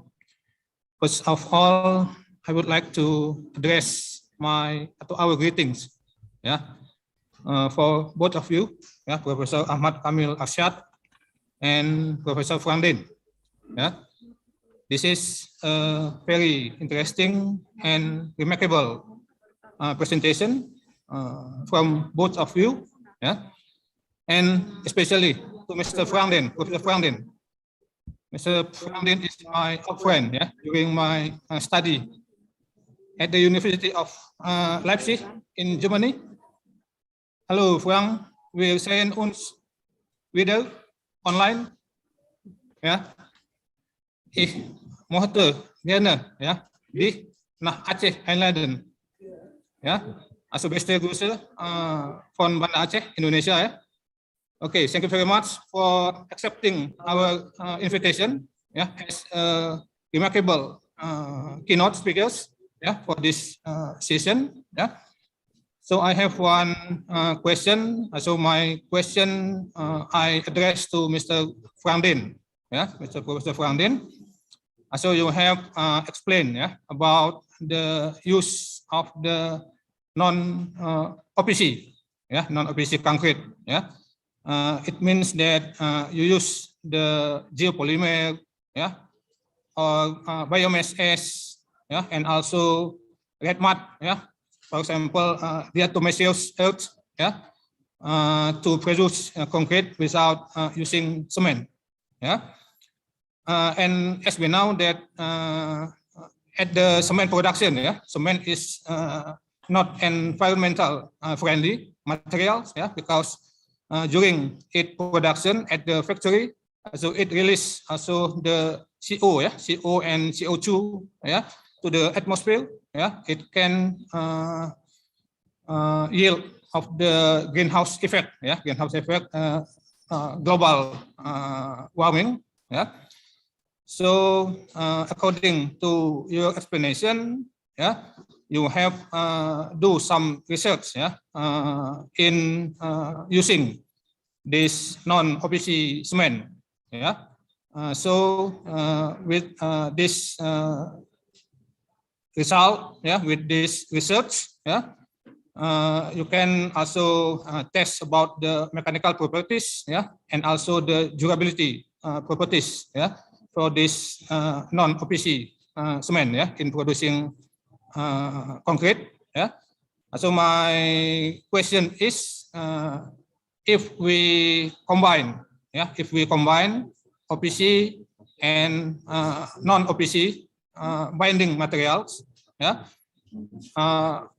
if you have the experience, how is the optimum percentage of the substitution between this non-OPC as the binding material, to substitute the cement for the combination? So I have also do some research about this. So I wanna hear about your experience.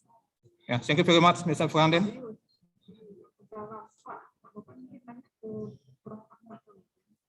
I cannot hear your voice. Dengar.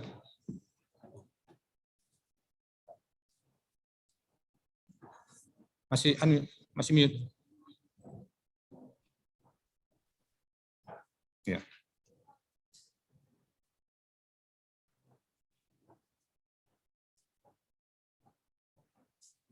Still.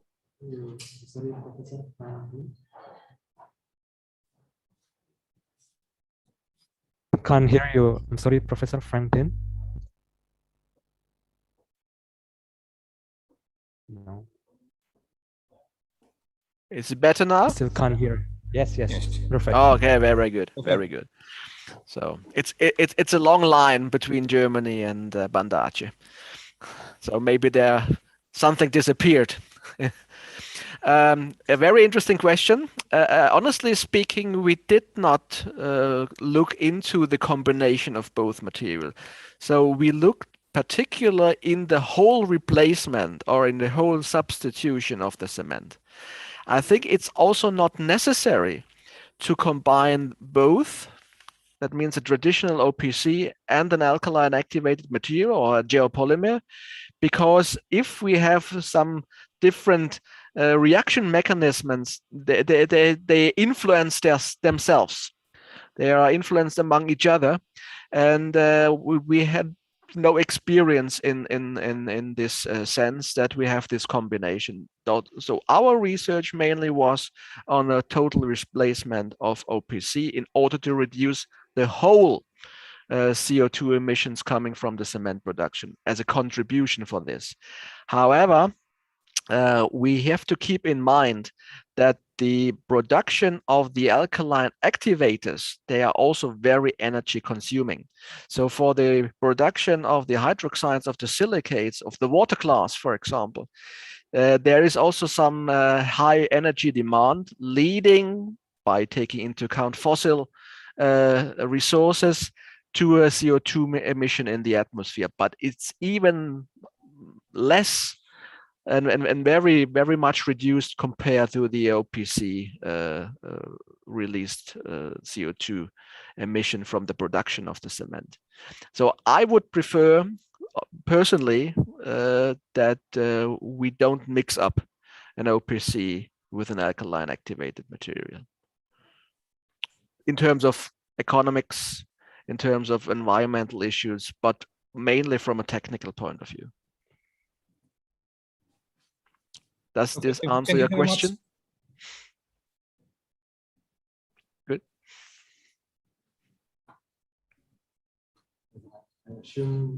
Professor, yes, Mr. Budi Aulia you have answered the question from Pak Budi Aulia. And now we will move to the second question from Mr. Yusriya Dharma. I'll ask him to unmute himself. Okay. Okay, thank you very much, our honorable moderator, Fadullah, and my question actually goes to Prof. Kamil. Assalamualaikum, Prof. Apa kabar? Waalaikumsalam. Baik. Very interesting presentation, Prof, and I think bring the advanced technology. I was there when the JKR promotes that to use the green technology at the time. So when I saw the consultant presentation on the toll roads at the time, so they give the condition, terms and condition to use the electrical, I think the solar system for the electrical. But now I think so many progress. So like Prof. Kamil said just before, now including for the pavement, Prof, actually including for the pavement, so we have to use the green pavement. And very interesting because I saw from the Prof. Kamil presentation just now that we can use the corn, we can use the rice for the pavement. This is very interesting actually. However, maybe I want just to know, maybe because in Aceh, Prof, we just starting to use the polymers, just starting the polymers. But I think for the green technology, not yet. Okay. Not started. So maybe after this, we can learn from Prof there in Shah Alam, maybe Prof, for getting this technology. By the way, maybe Prof, I want to know the strength of this pavement, if we use this green pavement, is it similar to use the heavy traffic? Maybe we can get about the data about the Marshall test result, something like that, and about the voids, something like that. And maybe Prof can there is the standard for this, the use of this kind of green pavement, because as we know that in Indonesia, actually, if the pavement is for the heavy traffic, so it have the stability more than 800 kilogram like that. Okay, Prof, I think like that discussion and very interesting presentation from both of you, Prof. Kamil and Prof. Rangden. Yeah, thank you very much. Okay, thank you very much, Mr. Yusria. Okay, actually in Malaysia also we haven't used much of this how you say type of binders, alternative binders. Currently, the common thing the most currently used in Malaysia is the use of rubber. Okay, kaplam rubber into our roads. Actually, these alternative binders actually at the present moment is quite expensive, especially for ASEAN countries, I think, because they are being developed in Europe. But for our ASEAN countries, we should look at our own materials we have. We have rubber, so we can incorporate rubber latex into our as a polymer modified. And another thing is rice, regarding rice husk. Okay, rice husk we can that is a waste material. Therefore, we can incorporate that into our as additive inside our binder to improve the performance. I think that is quite common. But regarding the testing, I think most of the road authorities would require that they should be comparable in performance as conventional binders. So the specifications are always the same. And normally what we try to do is always try to compare the performance of these binders with conventional binders, so that they can show at least similar, comparable, or at least slightly better than the conventional binders. That's all I can say, because alternative binders in Malaysia is not common. We normally, at the present moment, the state of the practice is to add our latex and maybe to find some other ways, such as rice husk as an improvement into our binder system. Can that answer your question? Okay.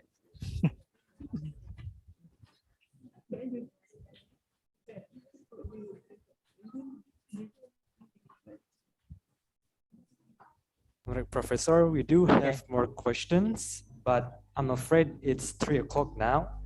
You still have time maybe for 2 or 3 more questions, professors? Sure. Okay. Professor Frangdin and Professor Ahmad, are you okay with that? We have lots of time. Great, that's great. So I will check on the chat box first. I'll read the questions for you. The first question is from, who's first? Check first. This is question for Professor Ahmad Kamil Arshad. During the construction of hot mix asphalt, what kind of modification to the asphalt mixing plant that is needed to produce green pavement, since there are a lot of existing conventional AMB that only familiar with the production of the conventional HMA specification? Can you repeat the question? It's quite noisy outside at the moment because interference. I cannot hear. Do you want me to chat the question for you? I can. Yeah. Send it to you through the chat.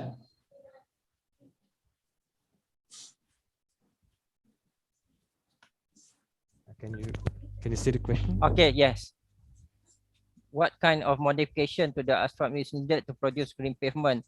There's a lot of existing conventional and only production of conventional HMA specification.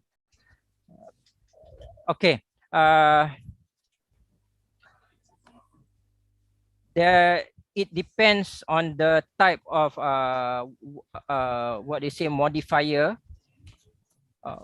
such as what sort of what are you going to try to modify when you are producing green pavement? For example, if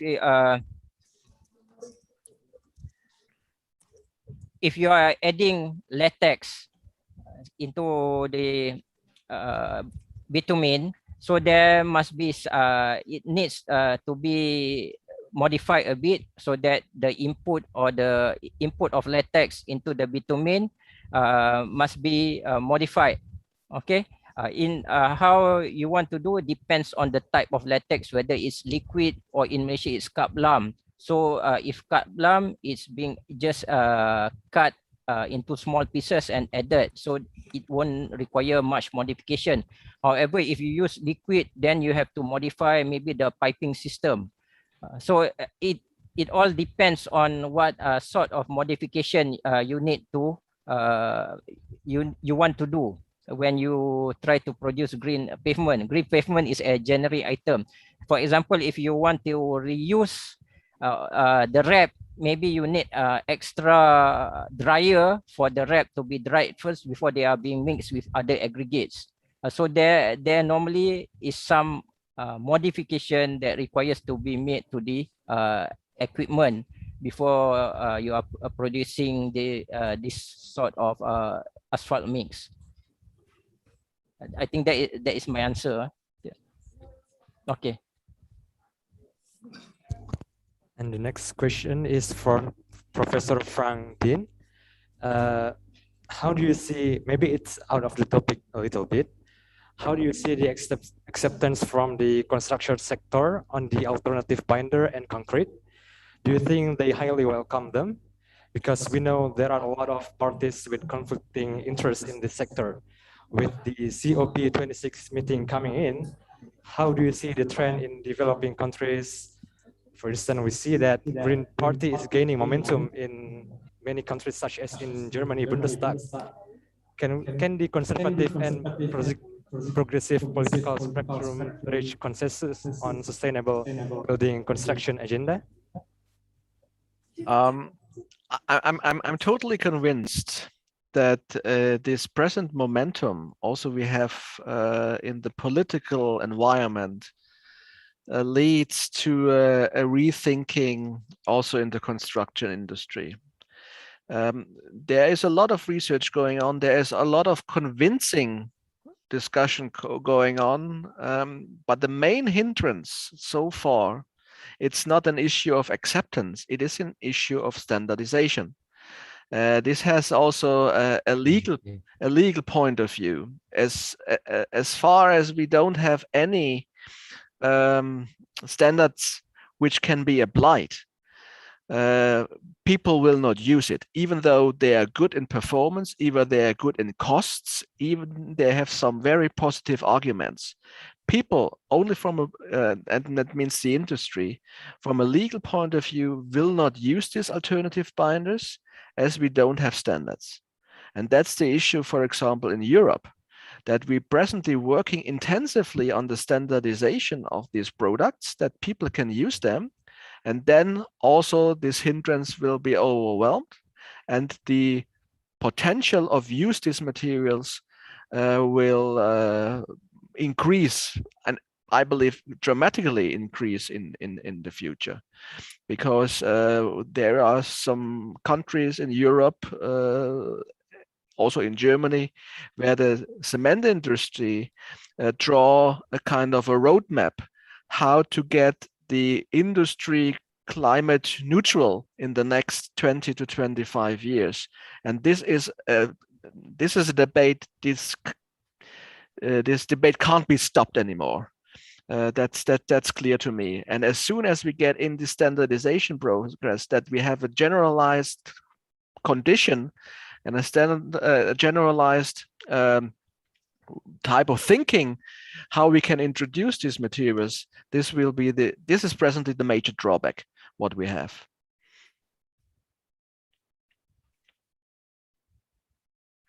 Does this answer your question? Yes, sir. Thank you. Thank you. So that's, I think that is maybe the last question. We do have more question, but I'm afraid will be endless cycle of question if we don't stop here. You know, we're in the morning, so I have a lot of time. Are you sure?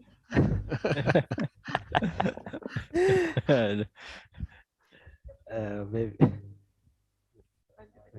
Okay, maybe one or two more questions. Okay, Professor, if that's okay for you. Okay.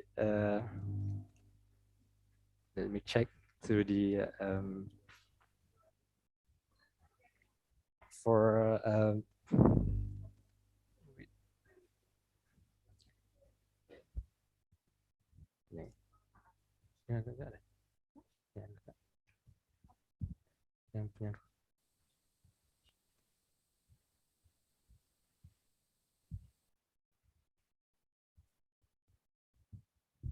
okay, this is from Mrs. Juliana. She wonders, is there any road in Malaysia that use bioasphalt? Yes. Professor Ahmad Kamil? Okay, at present, no. Not at the moment. In Europe, I think there is. In France, they produce the product, so they have done that.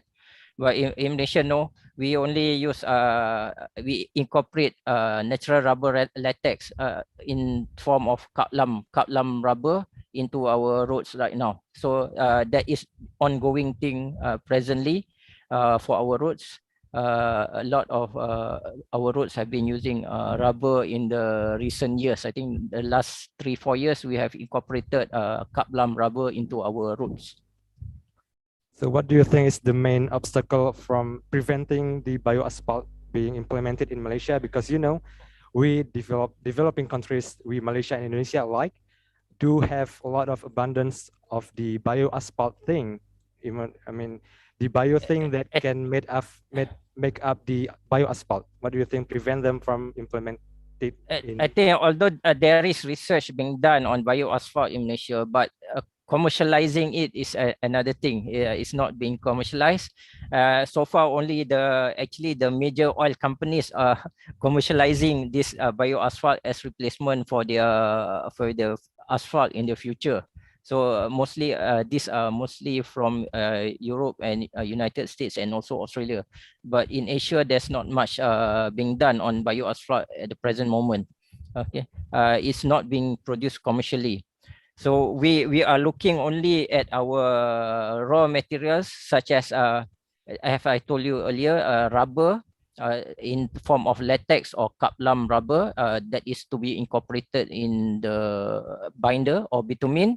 And then another way, others is the use of recycled tire materials. That one also is currently being done. Recycled tire material as a waste material being incorporated into asphalt mix. And also they are currently looking into the rice husk ash as a modifier for the bitumen binder. So others, I think there is not much has been done on other types of bioasphalt as in other countries. I think that's all. Thank you, Professor Ahmad. And maybe this is the real last question for Professor Frank Dean. Generally speaking, is there any list of next step researches that is required to replace conventional binder with alkali activated binder? Yes, there will be some next steps, and the main research direction presently going on all over the world, or at least in those countries doing research with alkaline activated materials, is with regard to durability. That means covering the durability in terms of ASR, frost resistant, which is not that commonly, I can imagine, in the Asian region where you are. But we have a lot of problems with frost resistance with these icing salts and so on. So ASR and frost carbonation, generally the chloride binding capacity of the materials with regard to steel corrosion. However, also the long-term deformations like creep and shrinkage. These are the issues which are on the list of those research topics which are very crucial. And if we would like to solve all these problems, we need much more time, but we need to solve these problems and we need to answer these questions. Otherwise, we have the already discussed issue of acceptance. So if people cannot rely on the material, they will not use it. All right, thank you, Professor. With that real last question, this is the end of the session. Because I was told that we will have to move to the next session, which is the parallel session. And we are sorry not to have been able to cover all your questions, participants. I'm sorry, because of the limited time. And on behalf of everyone here, we would like to express our sincere gratitude to Professor Ahmad Kamil Arshad and Professor Frank Dean. Thank you very much for the keynote speech and the discussion, Professor. We kindly appreciate your time. Stay safe and all the best, professors. Thank you very much. Thank you very much. And thank you everyone for having us. Thank you everyone for having us. Bye-bye, Professor. Thank you everyone for having us. Thank you for being engaged in the session. Please stay tuned because we will have another parallel session coming up next. Stay safe everyone and all the best. I'll leave it to our Master of Ceremony, Rais and Jihan. Thank you. Thank you. Thanks to the moderator who has taken control of the discussion for our keynote speakers. And thanks to keynote speaker for the speech.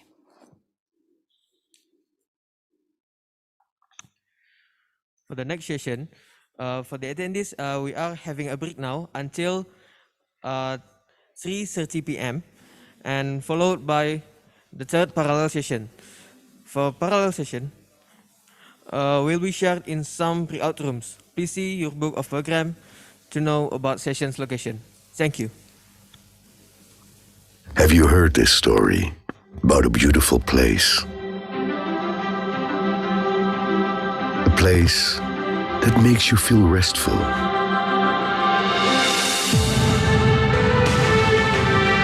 In the midst of people who live in religious harmony. A place that makes you feel home. That makes you curious for more adventure.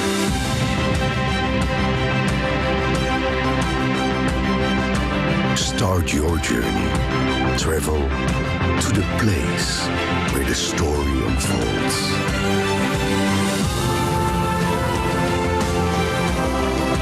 Feel the sea breeze caress your face and the sound of the waves breaking your consciousness. That you can see them through the beauty of woven fabrics.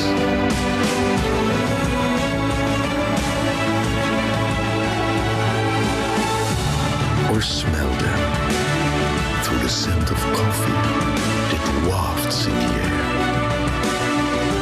If you've never heard it before, you may now find it intriguing. You may want to know every square inch of this place.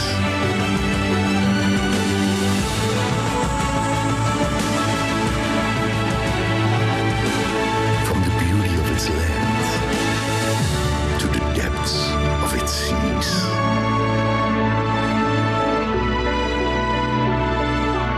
With an amazing biodiversity.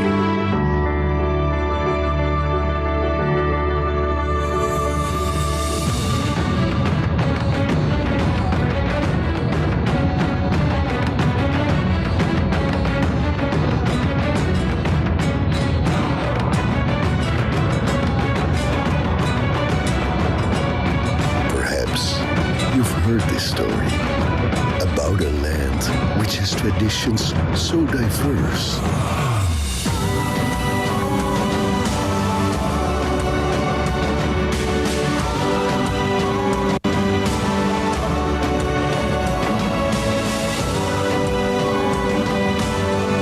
Meet these friendly people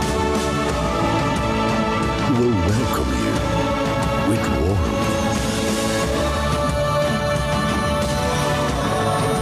After all, welcoming guests is their tradition. The light of Aceh. Wonderful Indonesia.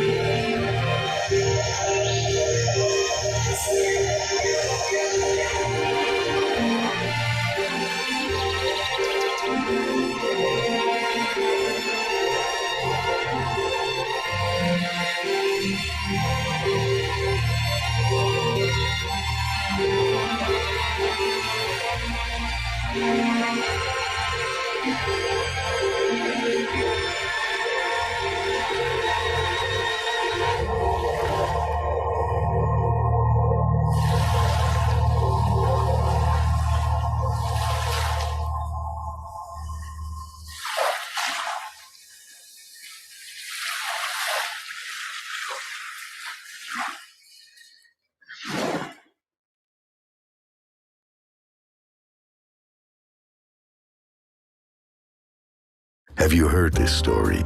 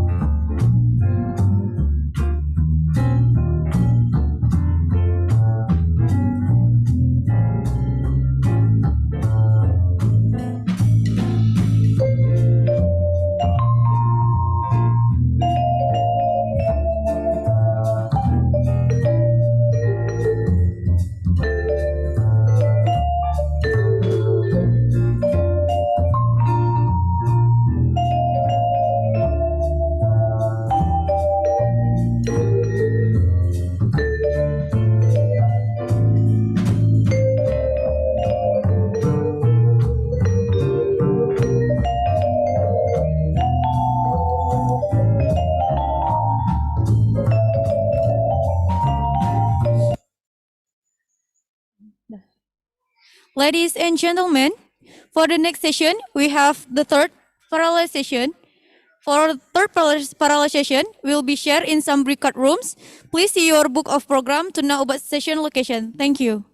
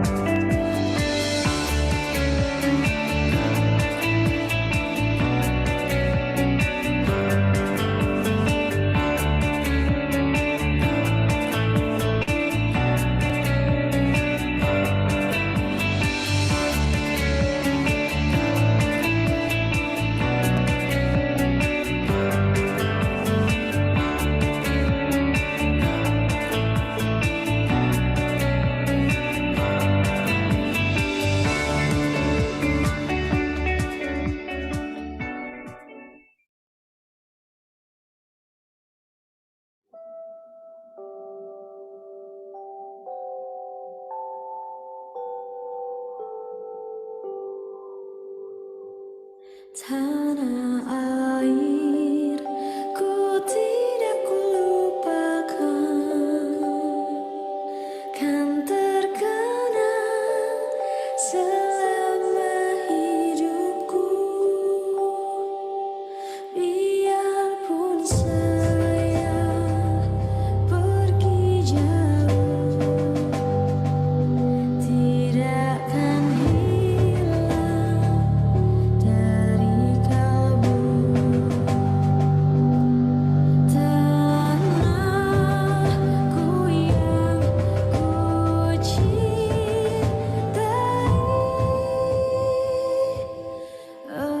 engkau ku hargai.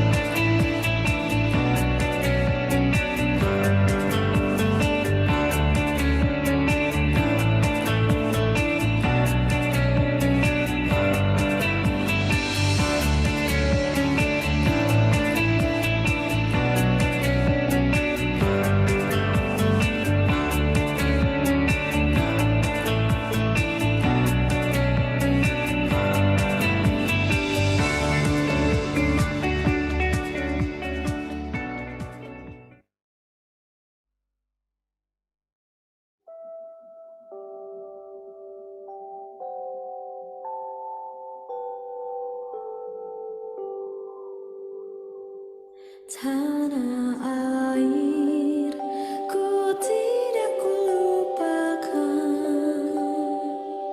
kan terkenang selama hidupku. Biarpun saya pergi jauh, tidak akan hilang dari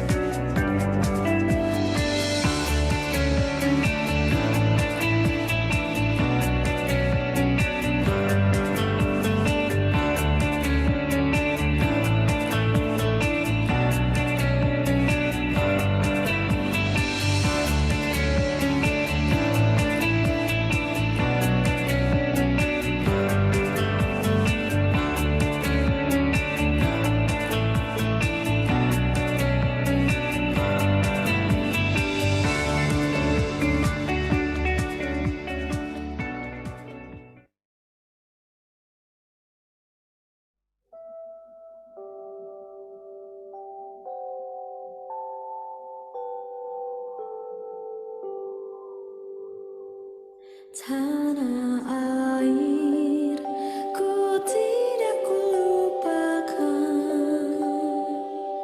kan terkenang selama hidupku. Biarpun saya pergi jauh, tidak akan hilang dari kalbu. Tanahku yang ku cintai, engkau ku hargai.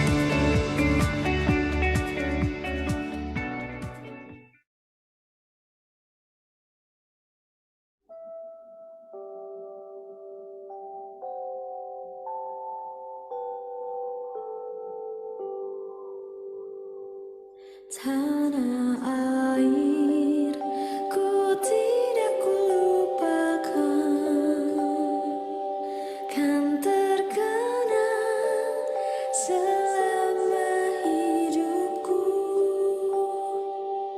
Biarpun saya pergi jauh,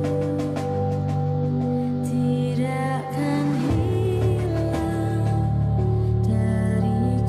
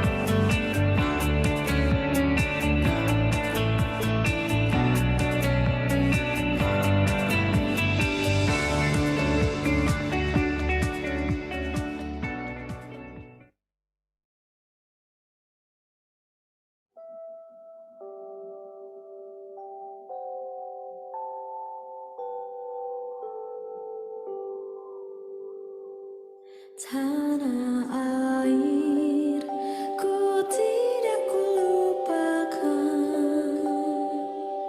kan terkenang selama hidupku. Biarpun saya pergi jauh, tidak akan hilang dari kalbu. Tanahku yang ku cintai, engkau ku hargai.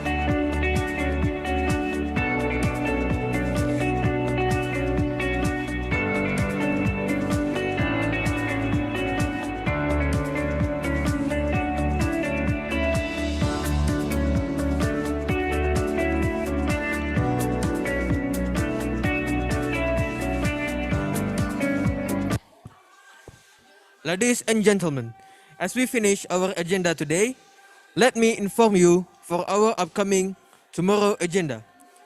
For the last day, we are going to have parallel sessions and a closing ceremony. Please be noted, tomorrow agenda is going to start in 8:30 a.m. and the closing ceremony is going to start in 2 p.m. And also, we are going to announce the best presenters in the closing ceremony. At last but not least, thank you very much to all attendees for your participation today.